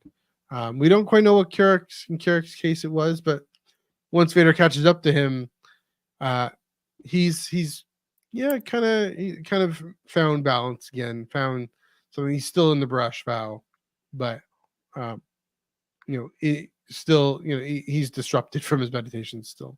Maybe that's the answer, is that the Force releases someone from the vow once the moment comes for them to actually confront something. And Torben, I don't know if he confronts it. I don't know what he does, except that he tells us, as in the story, okay, there was something. It's better to take this poison than to actually whatever scandal, whatever great evil would befall the Jedi if this gets out. I know that's still murky, right? We want the truth to get out. And I'll get to this with Vernestra too. There's still a lot of good the institution can do and the people in the institution can do when they're on their best footing. So again, there's some reason why he immediately sees in May's offer this actual absolution that Chimera says, right? You can give him absolution immediately, and so serenely and willingly opens his eyes and says, I've been waiting for you. The reason he takes the vow. So again, with Indara and Kalnaka, we don't know what Indara was up to. If she was secluding herself, Kanaka's definitely secluded himself. Maybe a form of a Barash vow, whatever, as much as Wookiees can do that. This isolated monastery, sanctuary. I think they'll all be back. I mean, we have Padawan Torben. We have images of him. We know he's a younger actor from Game of Thrones, right? So I think they'll all be back, maybe in the next episode. I mean, we know Kalak is going to be in the episode, but that I think the one thing I think to say here with Indara and Torben, again, I'm glad that we see this in the first release. This is what we hope doesn't happen. This is, I mean, it can't, we use the word stakes or not, but so this is what we hope doesn't happen to Sol and Kalnaka, maybe even Vernestra. Because frankly, I'm gonna go here. May just cancels Indara and Torben. I'm continuing with this reflection on, yes, it's okay. Torben, the Barash could just be put in a timeout to actually learn how to be a better public figure here. But instead, and I've had concerns about cancellation, not in the sense of accountability, but in the sense of utter dismissal and utter, people can't learn from their mistakes. They have to just go. And that's the path, again, that May is going on. That these Jedi and the Jedi cannot learn from their mistakes. They're done. Luke, in The Last Jedi, like, the Jedi will never learn from their mistakes. They just have to end. May's on this path. Luke was on this path. I do think Osha and again, we see with Rey for sure, say, okay, well, no, yeah, go into timeout. Yeah, maybe the previous generation needs to step back, but we can still listen and learn from their mistakes. That's very clear, right? I mean, clear in The Last Jedi, the greatest teacher failure is, but also, to say, people, the utter dismissal of people is, again, I think a part of the algorithm that we're being fed into. Again, it's tricky, it's questionable. There are some people really do need to shut up. All the Rotten Tomato review bombing, that needs to shut up. Right. And for the reasons that it happened. I'm not saying we need to give quarter to those arguments and those ideas, but again, it's this cautionary tale about what happens when we alienate others and when we alienate ourselves. And does alienating others serve to alienate ourselves? And May's path down to the dark side is the Acolyte. So all that, again, really gets me going on again. I hope, we don't know. That might happen with Kolnaka. Who knows? He's a Wookiee. Wookiees tend to have, I mean, the symbol of the Great Rosher tree. They tend to have this robustness to them, this stalwart strength and moral courage to them. Of course, Chewie is the classic example, but also, all the Wookiee Jedi we've seen. Gunji. Gunji's innocent. Gunji. Gunji's good. He's able to face these really extreme circumstances, difficult circumstances. So, I'm thinking of the other Kolnaka. I keep blanking. Who's the other one in High Republic? There's the High Republic Wookiee. Oh, even I know who it's. Burry, right? Burry something. Oh yeah, Buryaga. Yeah, Buryaga. But I meant there's a master. Well, Buryaga. I mean, he's that's the other interesting contrast here. Maybe this is a matter of, this is still talking about Indara Torben and Kolnaka and Vernestra. In the High Republic publishing 200 years earlier, 100 years before this, 250 years before this. The main characters are similarity is that the main characters are the young knights and the Padawans and the younger characters, right? They're complex, but they're genuinely seeking to be heroic in different ways, in their own ways, seeking to do the right thing, even if some things we think might be a bit misguided. Vernestra, she's trying to figure things out, especially in phase 3. She's clearly, I'm kind of jumping ahead here, but she's younger. She's trying to figure it out. She in phase 3, she realizes she doesn't have it all together and needs to actually go take a step back, and comes back. She was a wayfinder. She becomes a wayfinder. May and Asha and Jackie and Yord. We'll get to Yord. The masters and the more senior knights, they're not shady. They're not questionable in the same way. They question themselves more honestly, I'll say. And that's something we don't see with Soul yet. I think we will. We don't know about Torben. We don't know if he is. He takes this vow. But I think the story is pressing us to be more skeptical of them. And that's the other side of this. And that's why, a lot of the discourse or the review bombing discourse, right? I'm not saying they're right.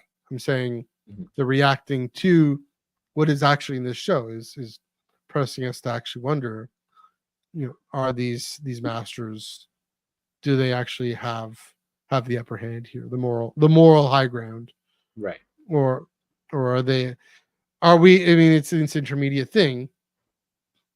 I do think, in the late Republic, it's still more of an open question than we give the Jedi credit for. I think, Joel, you've convinced me of that one. So here's again what I'm hoping is, it's just all more complicated than, I'm hoping it's way more complicated than what the review bombers are afraid of. Oh, right. You know what I mean? That if it is what the review bombers are afraid of, then I agree. That would be kind of disappointing.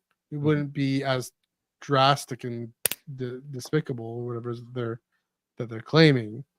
But I do think there is a more interesting story to tell in 2024 than simply institutional power bad, young on the it's good. I think and I already think again with Osha, especially with Jackie, even with Soul, I think they're saying something more. Right. Omar, what do you think of our Jedi Masters who are part of the secret pass thing? Well, I really like all of them. The thing that kind of mainly sticks out to me is each of their reactions to, I guess, how they cope with whatever terrible thing that has yet to be revealed that they did. And I think each of those decisions really inflects each of their characters. In Dara, at least, I don't know, this is the vibe I got from her.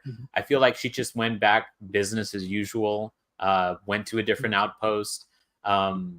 I didn't think too much of the fact that she was with a bunch of people that were drinking, but I just kind of figured she is just the station Jedi of the area.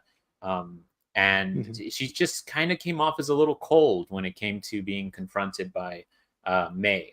So I think Indara's likely reaction to whatever happened was, oh, well, let's continue on. But really, maybe it did affect her to the point where she did kind of develop this cold exterior that, at least in my opinion, was front and center there in the meeting up with May. Torben was someone who it seems like was so racked with grief that they decided to, take the bearish vow and get away from literally everything that they could and meditate on the entire decision, as well as wait for May, which like you said, it does seem like he was actively just there waiting for her to kind of give him a final choice.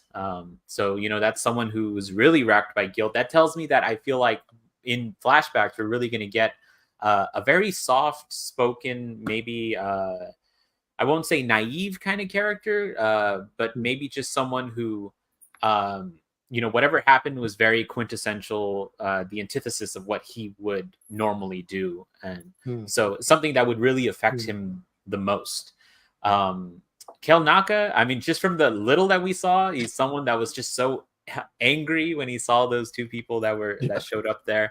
And it's not uncommon to pair up a Wookiee with the idea of being angry. So that is true.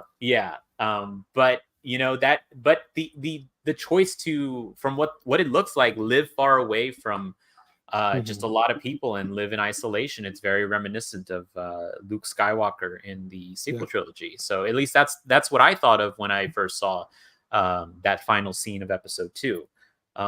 So again, that's another kind of reaction that you could say maybe he's a very proud kind of individual who took it very hard in that regard.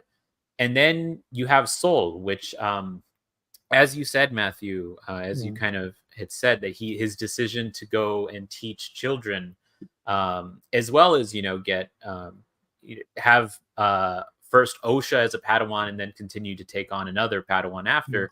I think it's very clear he's trying to teach to grow beyond. Very very much same way as what Yoda does, to pass on more than what he is, more than the choices that he made.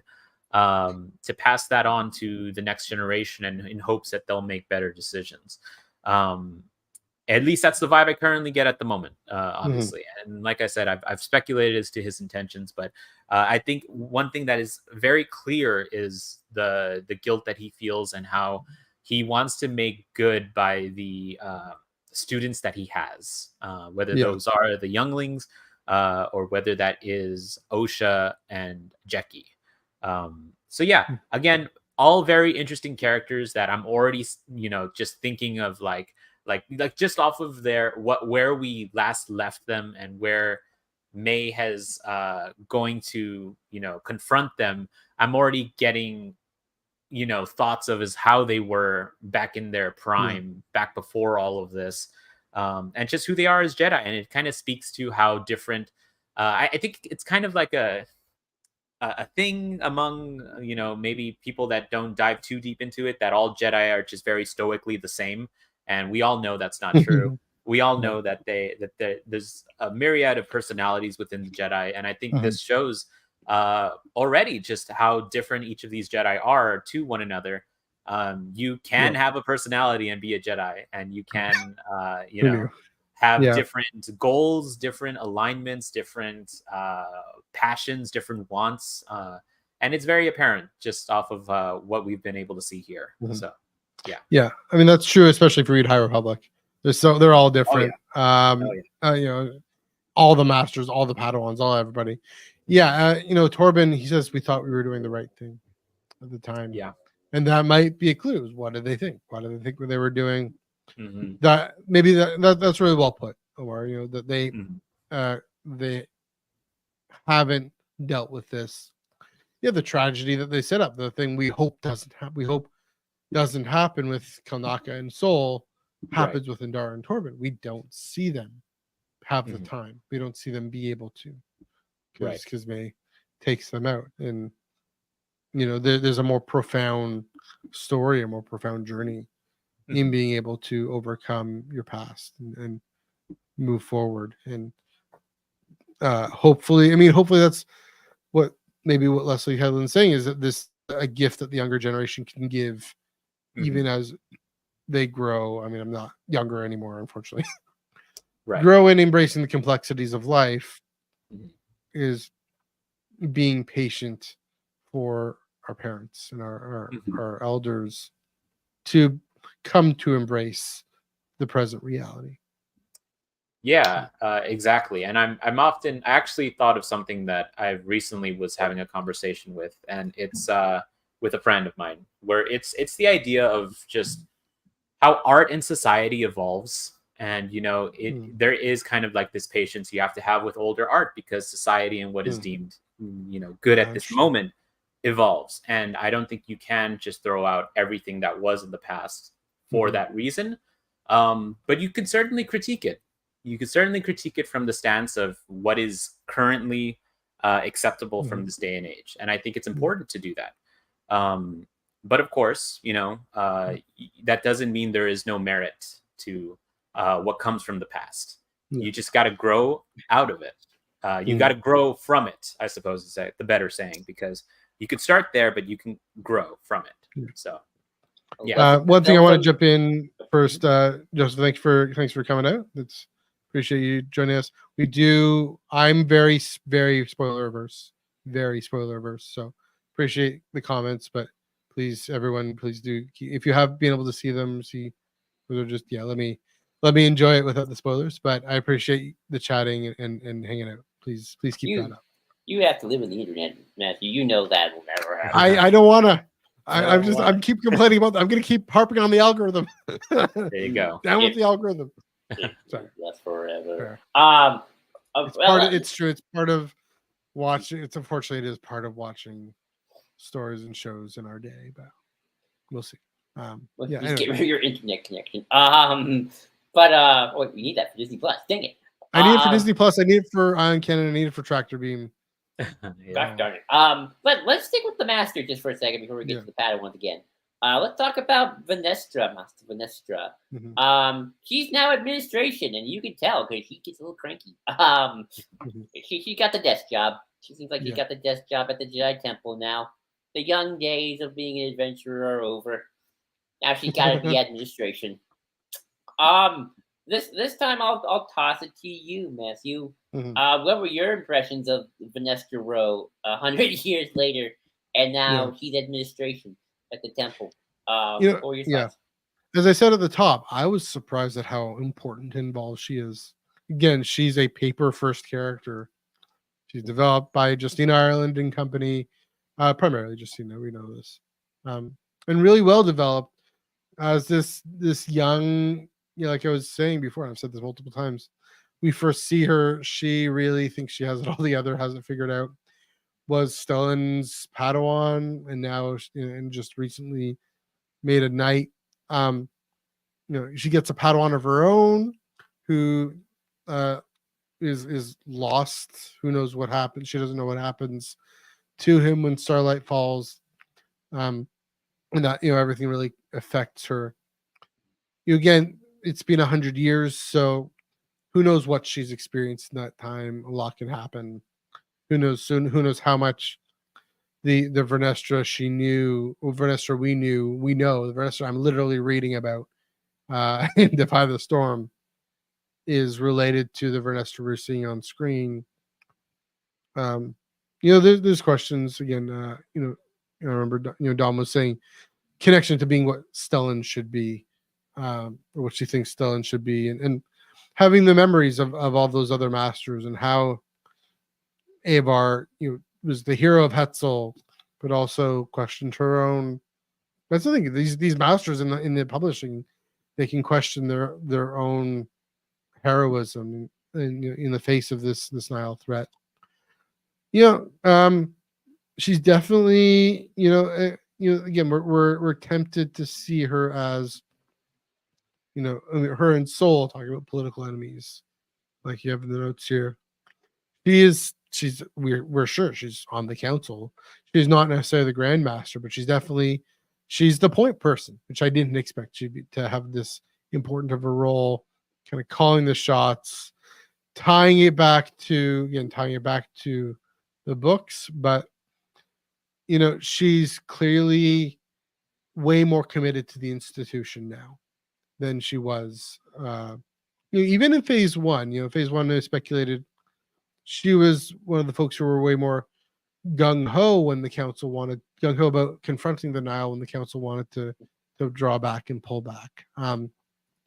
She becomes a wayfinder, right? Trying to wayfinder, the one who she goes off for a year and just try and find herself. She's now, I'm reading her, she's in behind the storm wall trying to find Imri, her Padawan, and going on these adventures away from the council, not really so concerned with the wider needs necessarily of confronting the Nile. Yeah, so there is a really clear contrast then. She very much is upholding the institution, upholding the interests of the institution.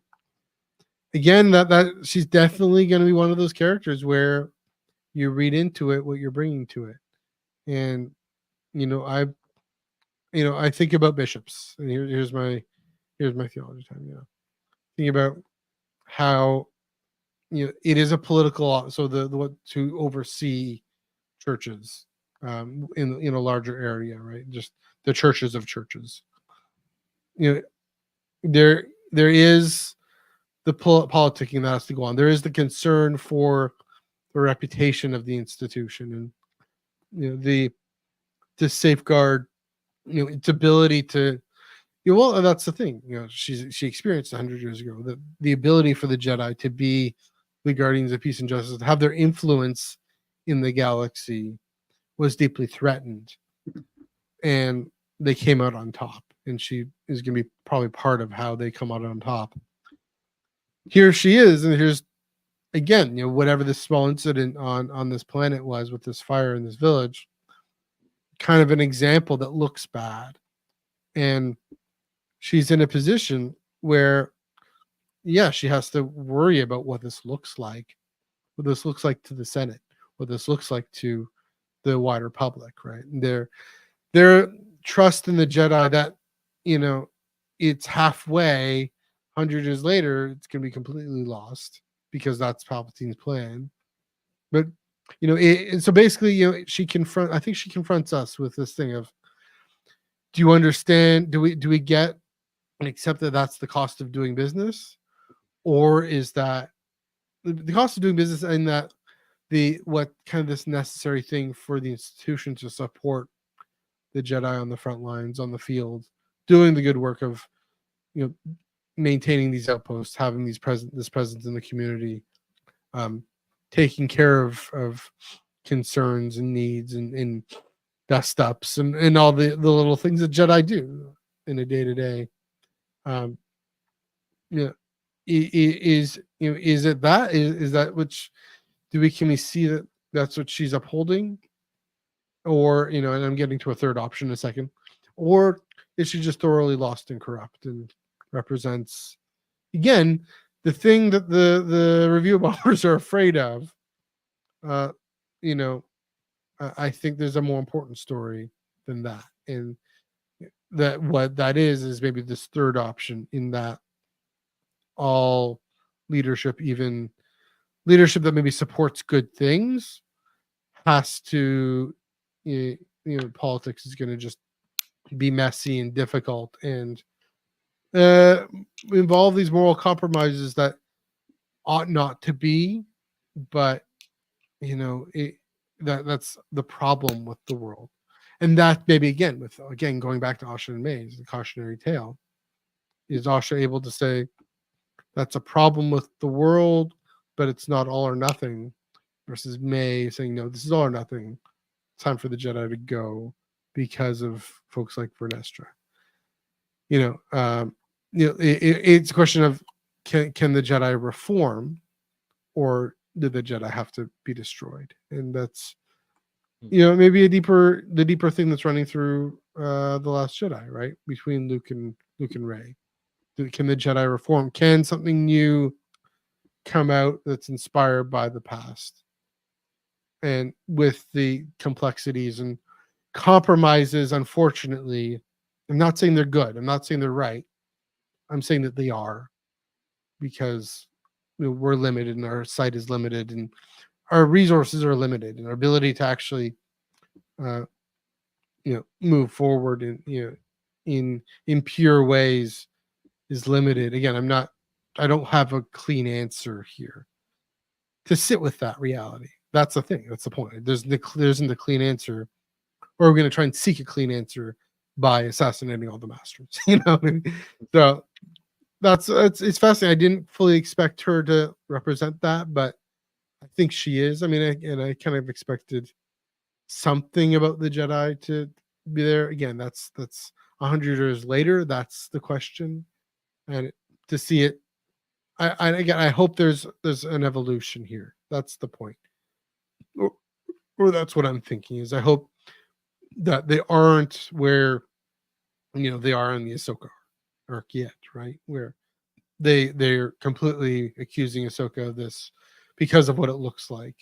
Right. Yeah. So I hope that, I'm always just, it's setting up and that's the thing. These first two episodes, a lot of what I'm saying here, in all these things, I think a lot of what we're saying is it's really set up the pieces of the board. So another reason why it's good that both episodes came out together, so everything can be set up together. But Vernestra's one. Fascinating.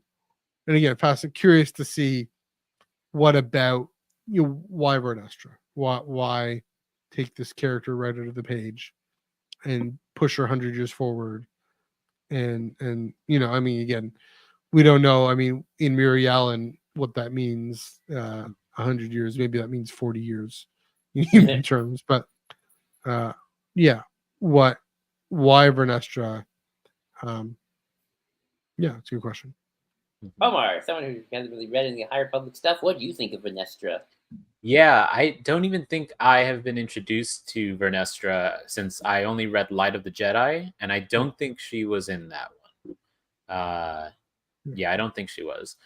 But no, just kind of, as a new character that was introduced to me on the screen, she just kind of represented, like, I feel like I have a very basic notion of her, in that she just kind of at the moment represents the Jedi Council and maybe their strong adherence to certain traditions that would really keep the Jedi very rigid kind of way. Again, I highly acknowledge it's a very basic read at the moment, but that's kind of what I have to kind of go off of at the moment until I see more of her character. And of course, I know the Jedi are definitely more complex than that. Each individual character here is more complex than that, and I'm sure Vernestra herself is more complex than that. But that's just from again the few scenes that I've been able to gather from her. I'm very curious, just like very literally, who are the Jedi political enemies that she refers to. I don't know if that's like High Republic stuff that I haven't read, or if just in general this is something that will be addressed within the show. I don't know. That's kind of my question at the moment, as to the very specific topics that she brings up. But she at the moment, she is kind of filling the role of Yoda and Mace Windu, and I'm not even saying that because she's green and bald, but the fact that True. she just kind yeah. of represents what the council is, and instead of us kind of peering into the council itself, we have this character who just kind of speaks for them. So again, that's kind of my very basic read of as to what she is at the moment. I'm very curious to see more because from the looks of the previews, it looks like we are going to see more. So yeah. I mean, yeah, you mentioned political enemies. I mean, High Republic, it's like, I mean, there were a few senators who were like, I don't know if we should rely on the Jedi overtly, but, even those senators were like, still like the Jedi. It's not like they wanted to destroy them. It's like, oh, shoot, are there now more senators or a little bit more like, maybe we should destroy them? Obviously, we're going to get the ultimate politician who's going to destroy the Jedi in a couple hundred years. Make him just 100 years.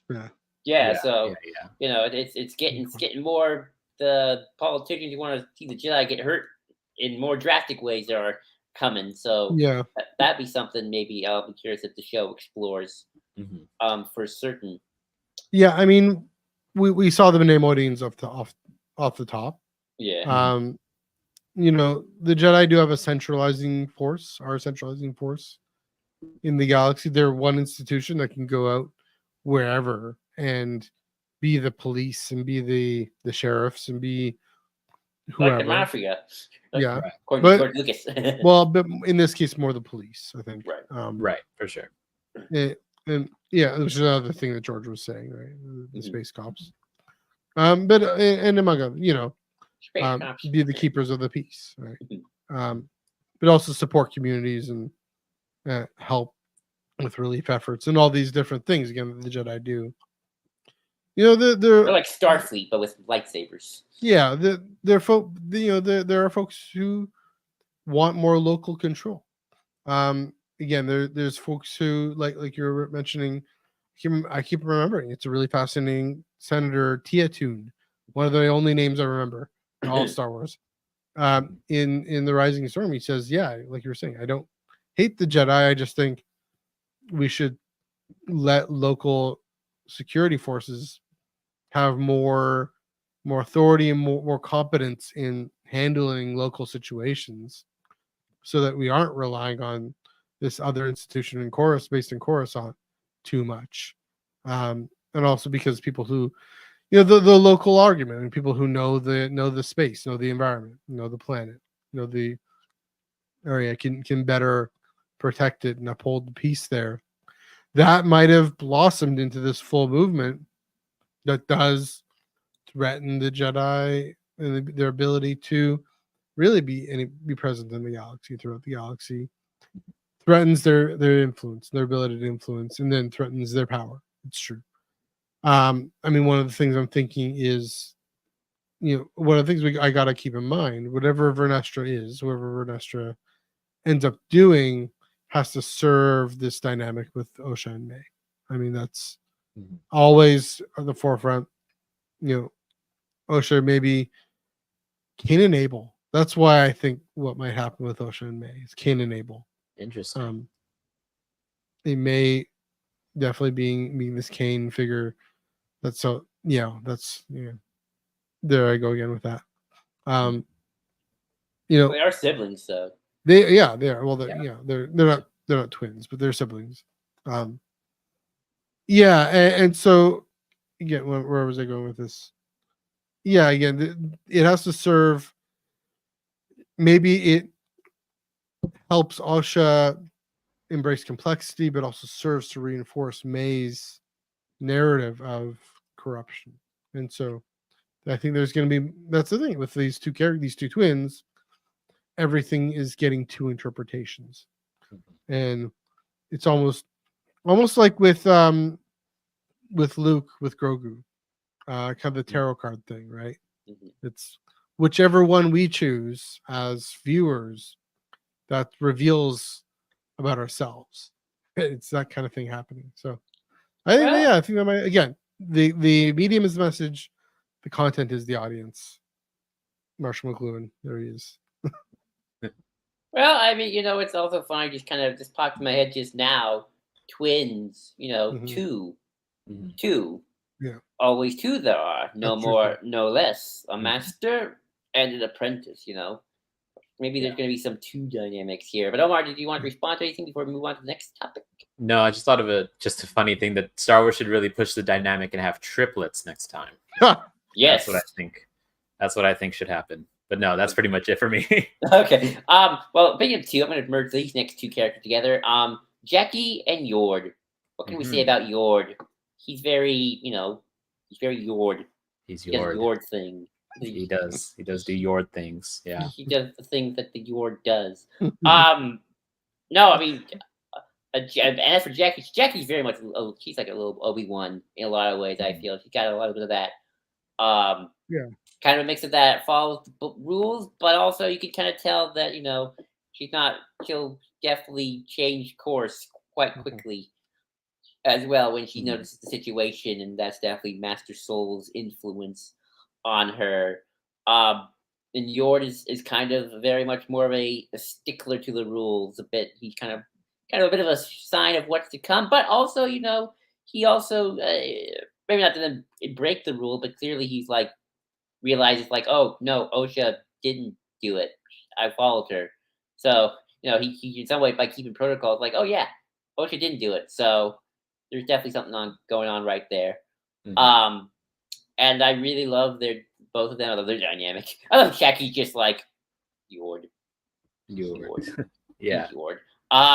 Very cute. But Omar, I'll talk to you. These two characters, Jackie and Yord. Yeah, it's interesting. With Jackie, I thought we were kind of going to get a different kind of character from her. And maybe we still are, but I feel like I've been kind of proven wrong a little bit.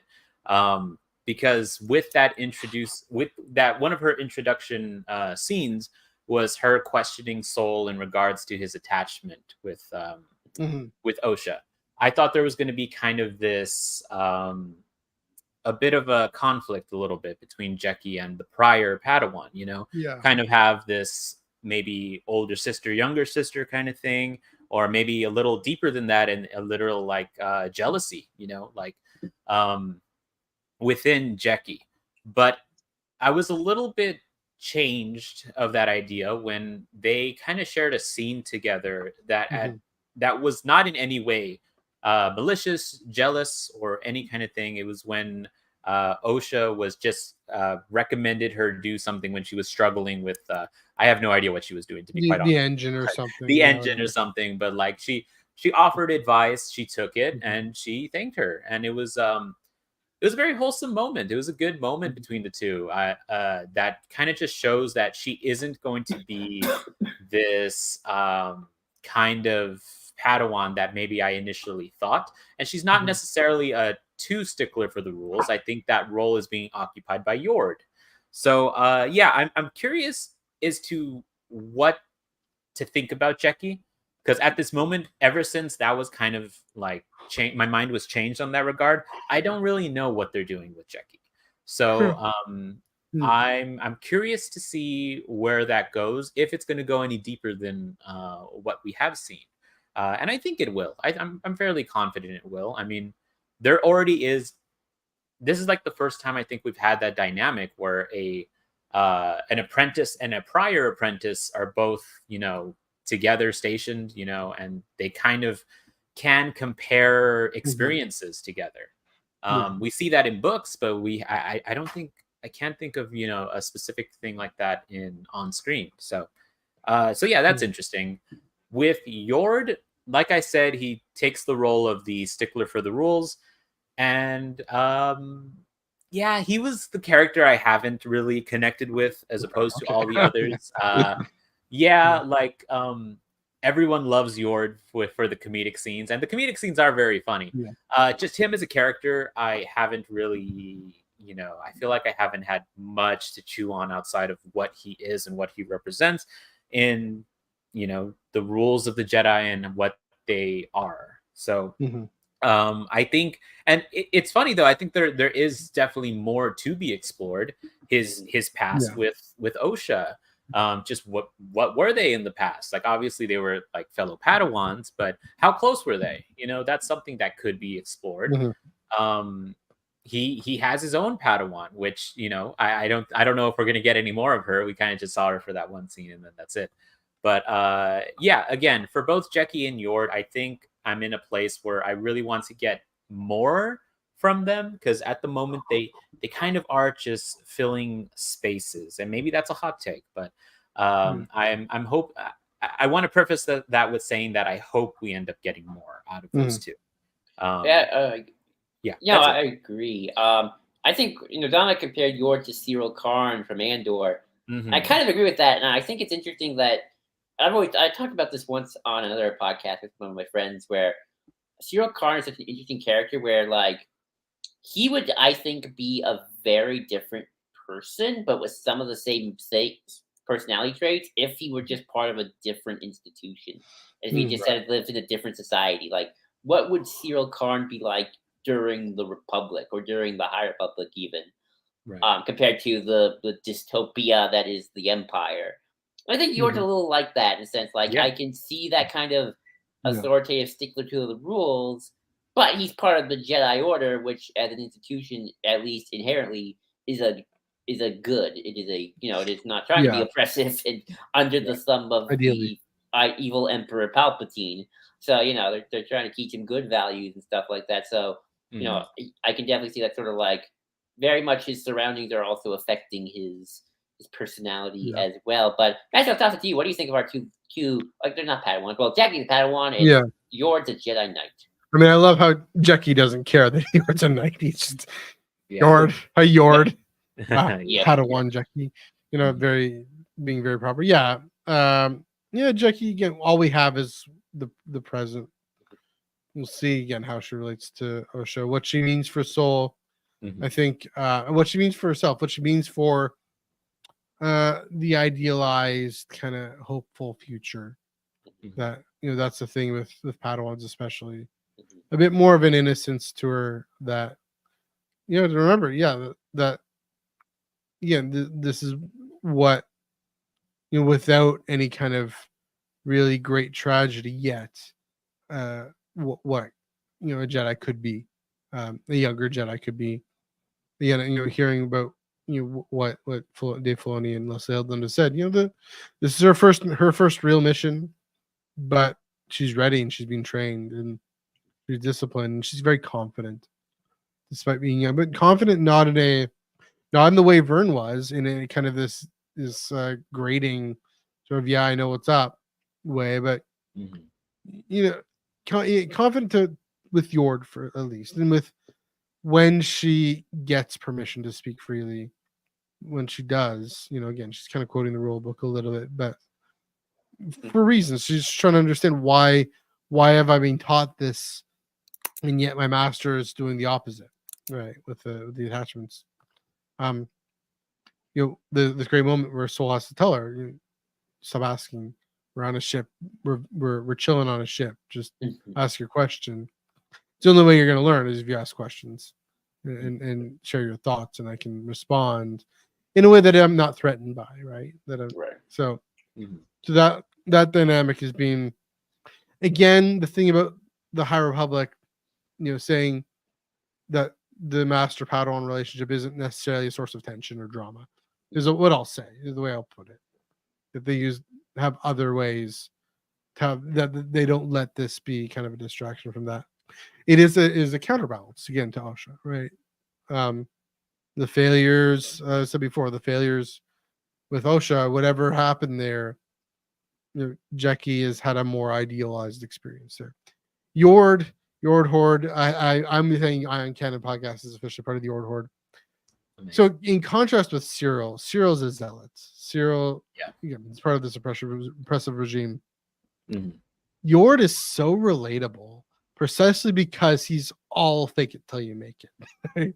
He's all, I've made knights about 2 years ago. Who talks like that, right? The only reason he talks like that is because he's read the archives of Creighton's son, who's like, well, that young Padawan kind of thing, like trying to emulate, talking about someone trying to emulate the past and what he thinks the ideals of the past are in this awkward way that's obviously not too fitting with what who he really is necessarily. And the way he's stumbling over things, he's the scene in the hallway with his shirt off, Yord or put your clothes on. So I think the humor serves to really quickly and effectively unmask his own projections and pretensions. And I hope, seeing, again, he's so skeptical of Osha, but seeing kind of the real tragedy of what happens with May, I'm actually a little worried about him because the foundation that he's building things on is that the Jedi are the ideal and that they're good. They're purely good. When you think something's purely good, you actually don't have the capacity to incorporate the dark and the complexities of we're trying to do our best, right?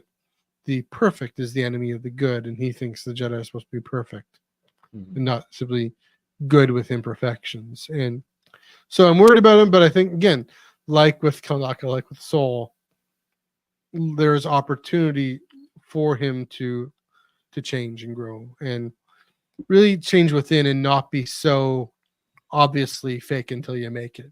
Like really the comic relief in a sense, but also even kind of the doubting Thomas. Here I go again. He only believes Osha when he tracks her, but then he's still doing his due diligence in a way, right? To give him the benefit of the doubt, doing the due diligence of, here is someone who is suspicious. I'm going to stay suspicious. Does Soul a little too early, willing to believe Osha a little too early, especially when Jackie says, yeah, well, this was this twin theory. Maybe there's something to that. And Soul's, I don't know. Right. But then Osha, he counters her and, he believes her immediately. Is Yord's function to point out, it's kind of inconsistent. If there's any, I hope there isn't any kind of resentment between Yord and Jackie, but if there is, that'll be if he has time. And that's the thing with the show, right? Right. If all these characters have time for these character moments, or are we going to get comics and books and stuff? High Republic Phase 4. No, I'm just kidding. To deal with all this stuff, I don't know, but they've really set that up as, that's the thing, that's the appeal, is that there's this room for him to grow, that he disarms our own pretensions to our own propriety. Again, he's caught literally without a shirt on. I enjoy kind of the self-deprecating, endearing aspect to him. I get maybe the people don't entirely connect with others, but I do. I don't connect as much, but I do appreciate that one scene where he clears up Osha pretty much immediately after they found the body of Master Torben. And I'm like, okay, thank God he was there to be able to clear that up, because that's just, I feel like it's an annoying trope that could have, not a trope, but like something that the narrative didn't have to continue to do, was to continue to throw suspicion on Osha. So and it informed kind of their relationship from there on. So it was a good character moment for the both. So again, that's this these two episodes have really done away with a lot of unnecessary things, just dealt with stuff. Right. Let's get on to the more important stuff. Well, speaking of what could be the more important stuff, we got to talk about that apothecary dude who's sleeping, who's a bungling kind of bumbler, Chimere. I think he's the Sith Lord. I am all on board with him being the Sith Lord. Now, is he Mr. Smiley Face guy, or is he like actually the master? I don't know. But I don't know, man. He is too bungling and greasy and silly to be just a bungling, greasy henchman. I smell Sithness in this guy. Sithiness. Sithiness. I mean, I won't go this far because I don't think it's going to happen. But somebody legit said, maybe the fact that we first introduced him sleeping, maybe he is young Darth Plagueis because he was killed in his sleep. Oh my god! And that's Um, all he's known for is sleeping. yeah, but I mean, it would, as we talked about, Matthew. What is the state of the Sith and whatnot? What is more Sith than just hiding out in the open? Look at Palpatine. He's like, I'm just a humble senator from the Food. I'm just here to help and do what I do. And Yeah. like, I'm not the most evil being in the galaxy in the middle of standing in front of my Jedi enemies. Maybe they're not in big business halls or banking offices like they are by the time of the Plagueis novel, but like they're in plain sight, just walking around doing their thing. But whether or not he's a Sith, like I don't know. There's more to Chimere than meets the eye. I fear, and I just get a sense of him, like he's got some creepy moments, man. He's got some creepy moments, like when he's with Asha, just got that creepy smile. So it's like you're not just a bungling sidekick. But Omar, I'll toss it to you. What do you think of Chimere? Chimere. Yeah. He's very interesting. I mean, very purposefully, you kind of don't know what to make of him. So I just want to start on like just surface level. What is he actually?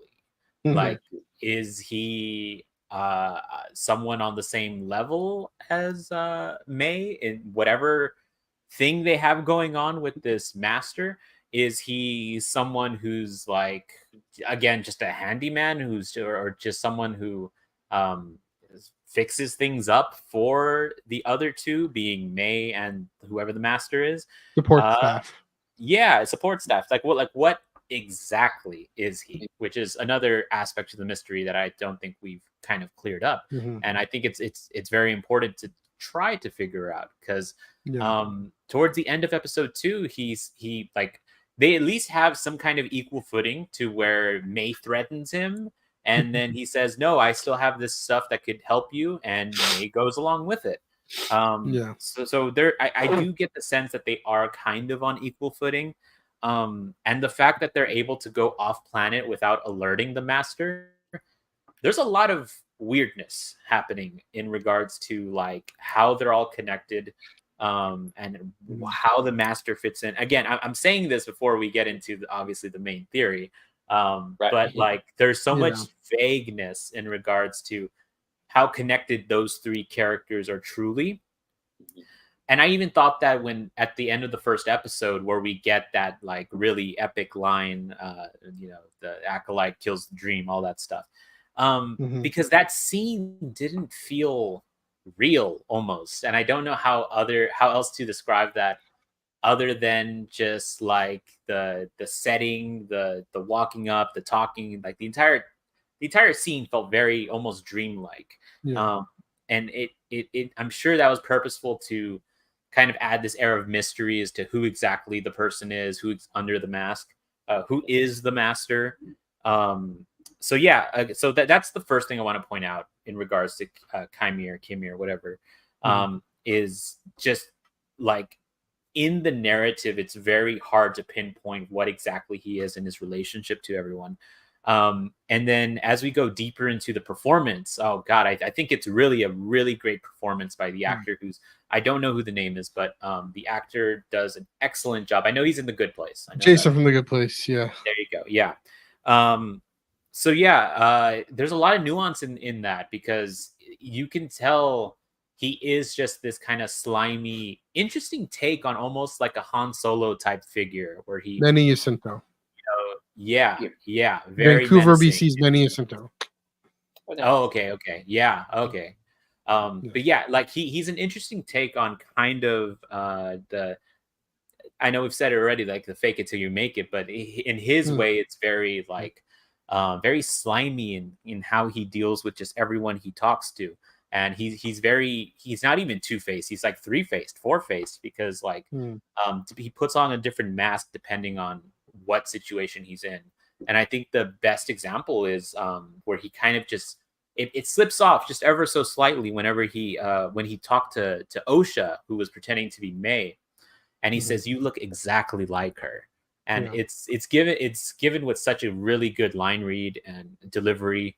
And just for a moment there, you could see like, what are you truly underneath the many masks that you wear? and then immediately he goes into like this. He's able to fool the Jedi at least, which that in itself kind of gives merit to that there is something more to him. Yeah. Now, as to the theory that he is the master, I'm the only thing, like, first of all, I do believe it, yes. But I do want to know how that logistically plays out in terms of his age, because I don't know how old he is. How old was he back then during the terrible event that happened? Because not to get too deep into speculation, but I do think that event probably has something to do with the Sith. And if that's the case, how old is he? How did he and the Master come about? There's a lot of questions that we just, it's hard to go off of the little information that we have.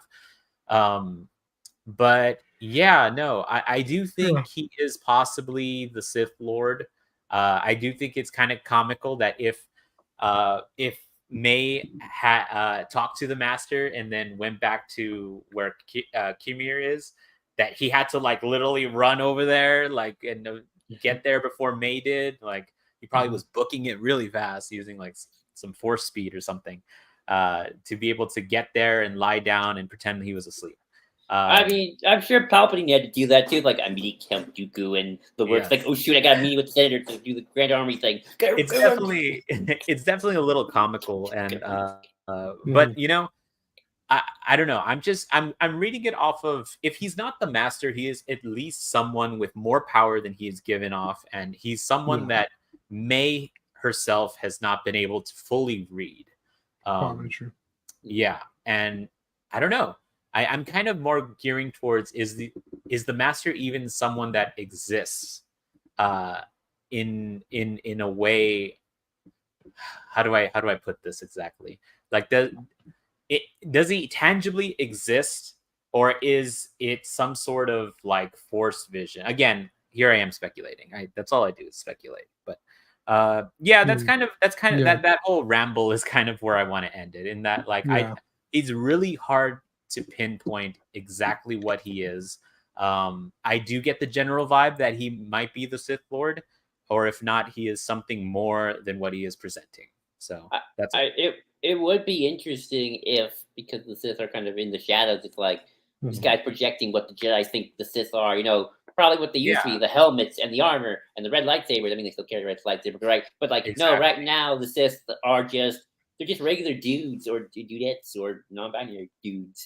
Just hanging out, just manipulating the galaxy. Getting ready to take over, but they can't wear the hoods or the is the face. image of the Master just a projection, a literal force projection, possibly? I don't know. Again, right? Or in wearing their bank suits. Right. That's kind of where we don't know anything. Right. I mean, what do you think of time here? I'm guessing. I don't know if it's the promotional materials that I ignored said much, but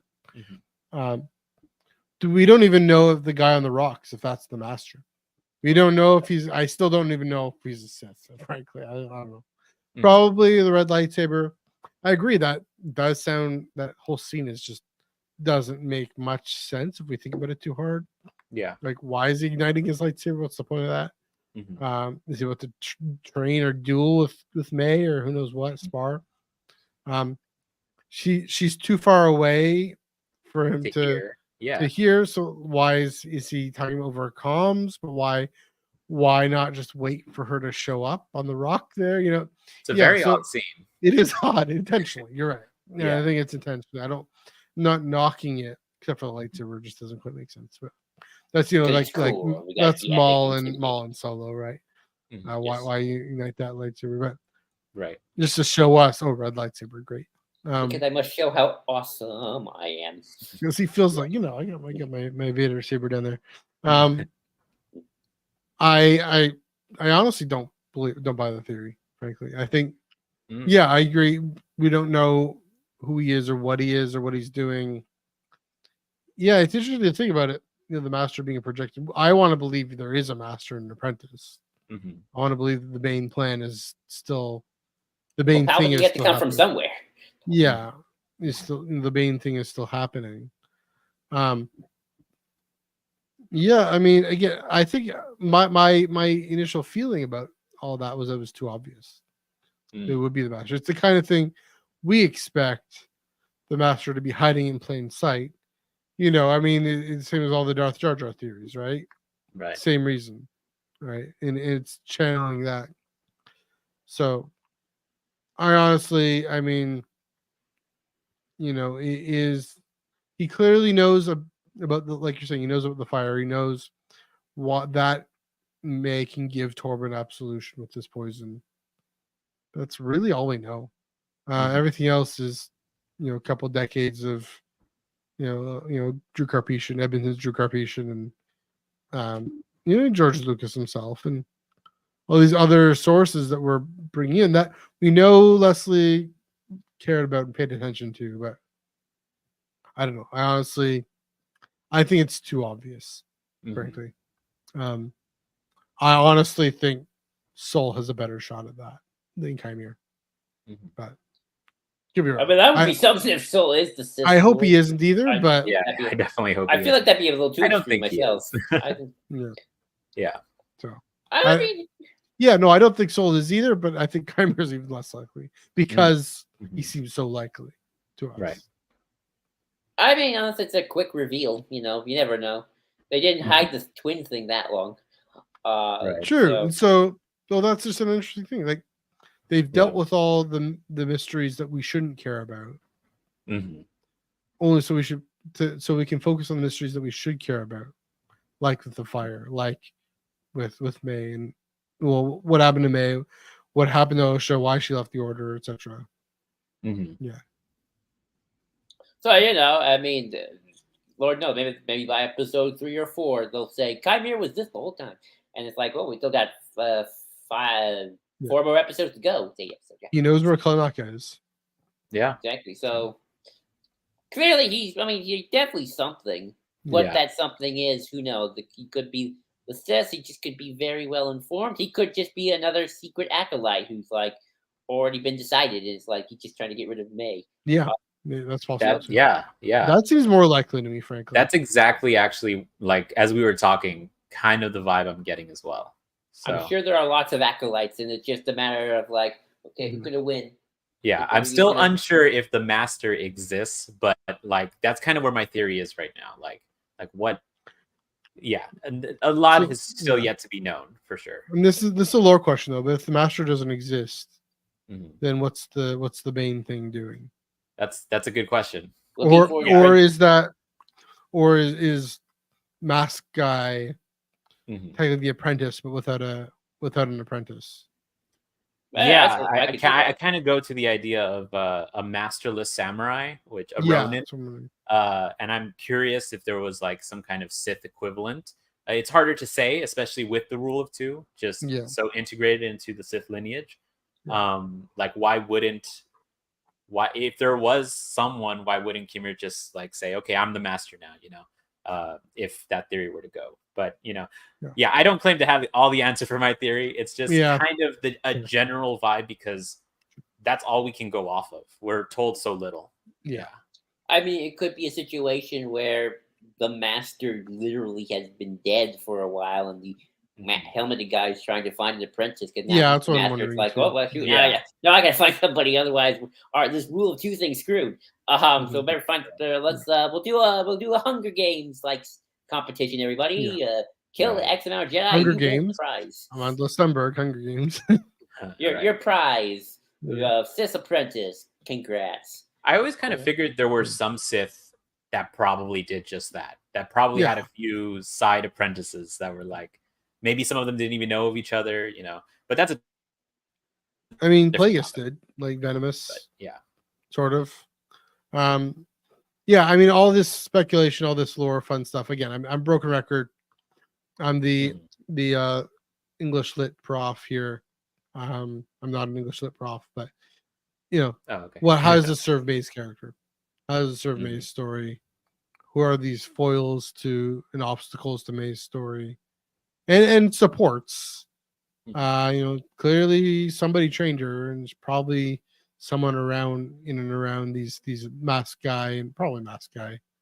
That seemed to be the clearest thing we get from this last scene in episode 1 Right. is that masked guy was the one who trained her. But The yeah, other other than that, option is, of yeah. course, it's obvious because it's obvious, and that's okay. Maybe Star True. Wars doesn't want to be too twisty. Right. True. Sometimes Yeah. sometimes a straightforward story is kind of what you're looking for. In some things, yeah. And in episode 1, especially, yeah, it's probably going to be popular because it was less convoluted. It just meant on rewatch it wasn't as interesting, but yeah. Right. I never know. I don't know. I don't know how twisty the show wants to get, quite frankly. It could be quite straightforward at the end of the day. You know, I wonder if the show is going to do, just thinking again about that scene that felt so weird, I wonder if the show's ever going to do a different perspective kind of look, like how we got Ben's perspective of what happened on that night with Luke, and how we got Luke's perspective. Yeah, the Rashomon effect. Because we have two characters. We have two characters that are twins that reflect one another. And I wonder if we'll play with some ideas of the flashback in that regard. Because it's always notable when Star Wars uses flashback, because it's not something that is too often, particularly in live action. So, yeah. And what might be interesting there is, again, in the Last Jedi, we get the true answer, right? Ultimately, wonder if we won't get the true answer in this. Wonder if it won't matter. Really interesting. What will matter is what we think, and again, that's the tarot card thing. Like what reveals it about us, what we want to have happened based on our real world experiences, but also again, how does May's interpretation push her in this direction? How does Asha's interpretation push her in this direction? That's the more important question, anyways. So yeah, things don't actually have to be factual. I mean, that's one thing. I mean, about in every conflict, every personal conflict, and this is kind of this is a bit of a tangent, but when two people are fighting and have hurt each other, the least important thing are the facts. The most important thing are feelings and identities and whatnot. What is this? So the interpretation that we get and that the narrative that gets perpetuated out of that. What does that do for who May feels about herself and about the Jedi and about her place in the galaxy? And Asha, the same thing. That's probably the more important thing, anyway. And will Kymir say something to Asha? Will he say something? And is he going to be doing the dark side tells no lies situation? Yeah, I would love. I would love for the story to kind of explore those ideas of just not outright truth of the matter.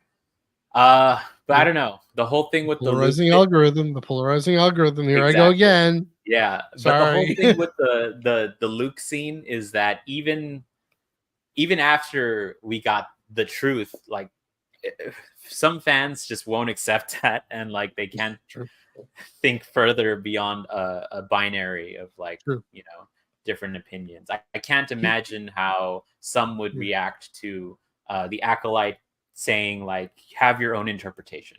I don't know.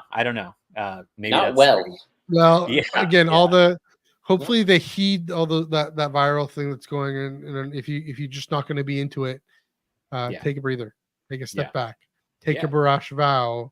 Those people will never do that. They'll milk it for all its money. But that would be something. We're not going to cancel you. Just take a Barash vow for a minute. Yeah, exactly. But I would love that. That'd be kind of cool. Like no one really quite knows what happened that day. Or when that reveal will happen. Who knows? It'll be the talk of the town. It'd be very nuanced for Star Wars to go that direction, and I think that'd be amazing. It will. Now I'm hoping for it. No, I don't want to know. I don't want to know what really happened. That's a more interesting story. It'll frustrate everybody, including myself. But it's still.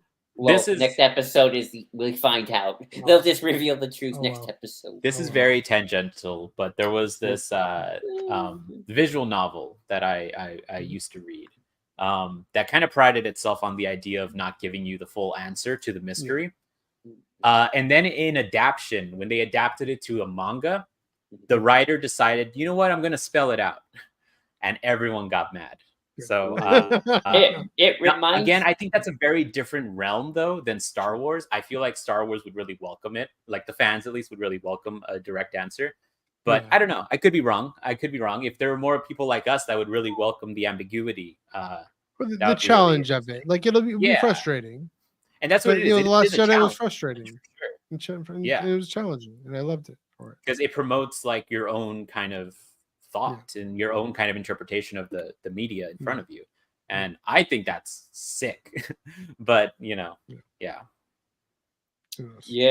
I remind you of the ending of The Killing Joke, where it's like you don't quite know if Batman kills the Joker at the end, and that's always been left ambiguous when you just focus on that individual story. In terms of the wider canon, no, he didn't, because the Joker comes back. But in terms of the individual has his own interpretation as well. But no one quite knows in terms of the individual piece of like, did he kill the Joker at the end? So it's always been been a very ambiguous ending. How it's drawn in the script. The Sopranos that ends like that, or something? No, that's a difference. It just ends in black. Just goes to black at the end. I'm talking Killing Joke has an ending where it looks like Batman's literally choking Joker. They both start laughing. But does the Sopranos actually have still a clear wrap up, or is there some mystery there? I think I know what you mean. I think I don't know. I haven't seen it, so I think I've heard that it is like kind of like it cuts to black before you find out what ends up happening. Yeah. So it kind of just leaves the audience to kind of guess what ends up happening. Yeah, it's that kind of thing. So in a way, I think it does kind of follow suit. Yeah. But maybe. Well, who knows? We're only 2 episodes, and there could be so much to talk about. But I think we've covered almost everything. Yeah. Omar, is there any last things that we didn't get to that you really wanted to tackle before we start to wrap up? Anything we missed? No, that pretty much covers it. I really enjoyed these 2 episodes.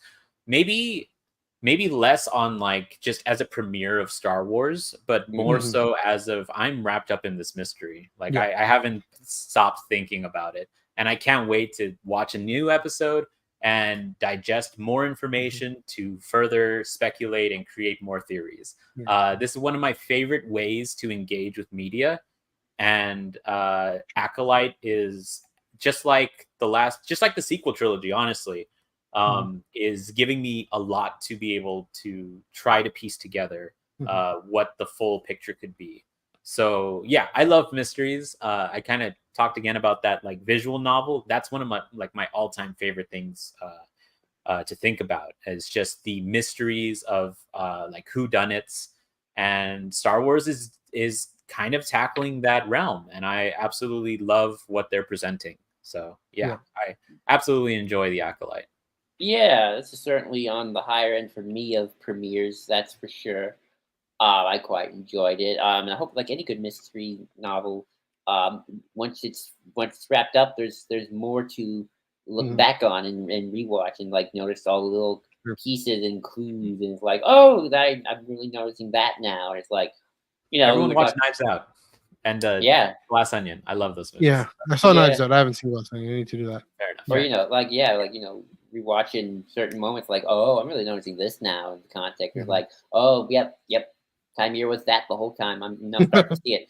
Those sort of things. So Matthew, anything that we missed that you wanted to hammer home before we leave, or we're pushing our longest episode ever. That's fine. Yeah, that's good. No, I think we got it. I don't know. Do I want to see the Jedi Council? Do I want to see the Senate? Do I want to see the Chancellor? I kind of do, but where would you put them at this point? I wonder. Yeah, it'll be fun. Like, we're gonna see Yoda and Jarl Poof and all those guys. And his 4 arms. Yeah, his 4 arms. Yes. See some live action Yaddle voiced by BDH. Let's see. Yes. For no reason. I mean, there's no good story reason why we need that. Vernestra covers all that. Except to give some complexity nuance to the Jedi. I hope it's the puppet version. That'd be awesome. Yeah. I hope it's the puppet version if we do see Yaddle. Maybe. I mean, I'm with Phantom Menace. I'm definitely pro CGI with Yoda, but that's fair. Yeah, maybe we'll see. Less than 22 hours to go. The next episode. Hooray! That's the nice thing about doing this on a Monday. we have a Yeah, week to think about it. next Then day. don't have to wait too long. Yeah. 9 p.m. Eastern, 6 p.m. Pacific on Tuesdays. There Mhm. you go. Yeah, Joel, do you have any last thoughts? Nope, that was it. I think we covered everything for the first 2 episodes. There we go. Well, then that's definitely time to wrap things up. Yes. 2 hours 45 minutes of fantastic content. Most of it, thanks to you, Omar. Thanks for coming on. Where can they Yeah. find you on the internet?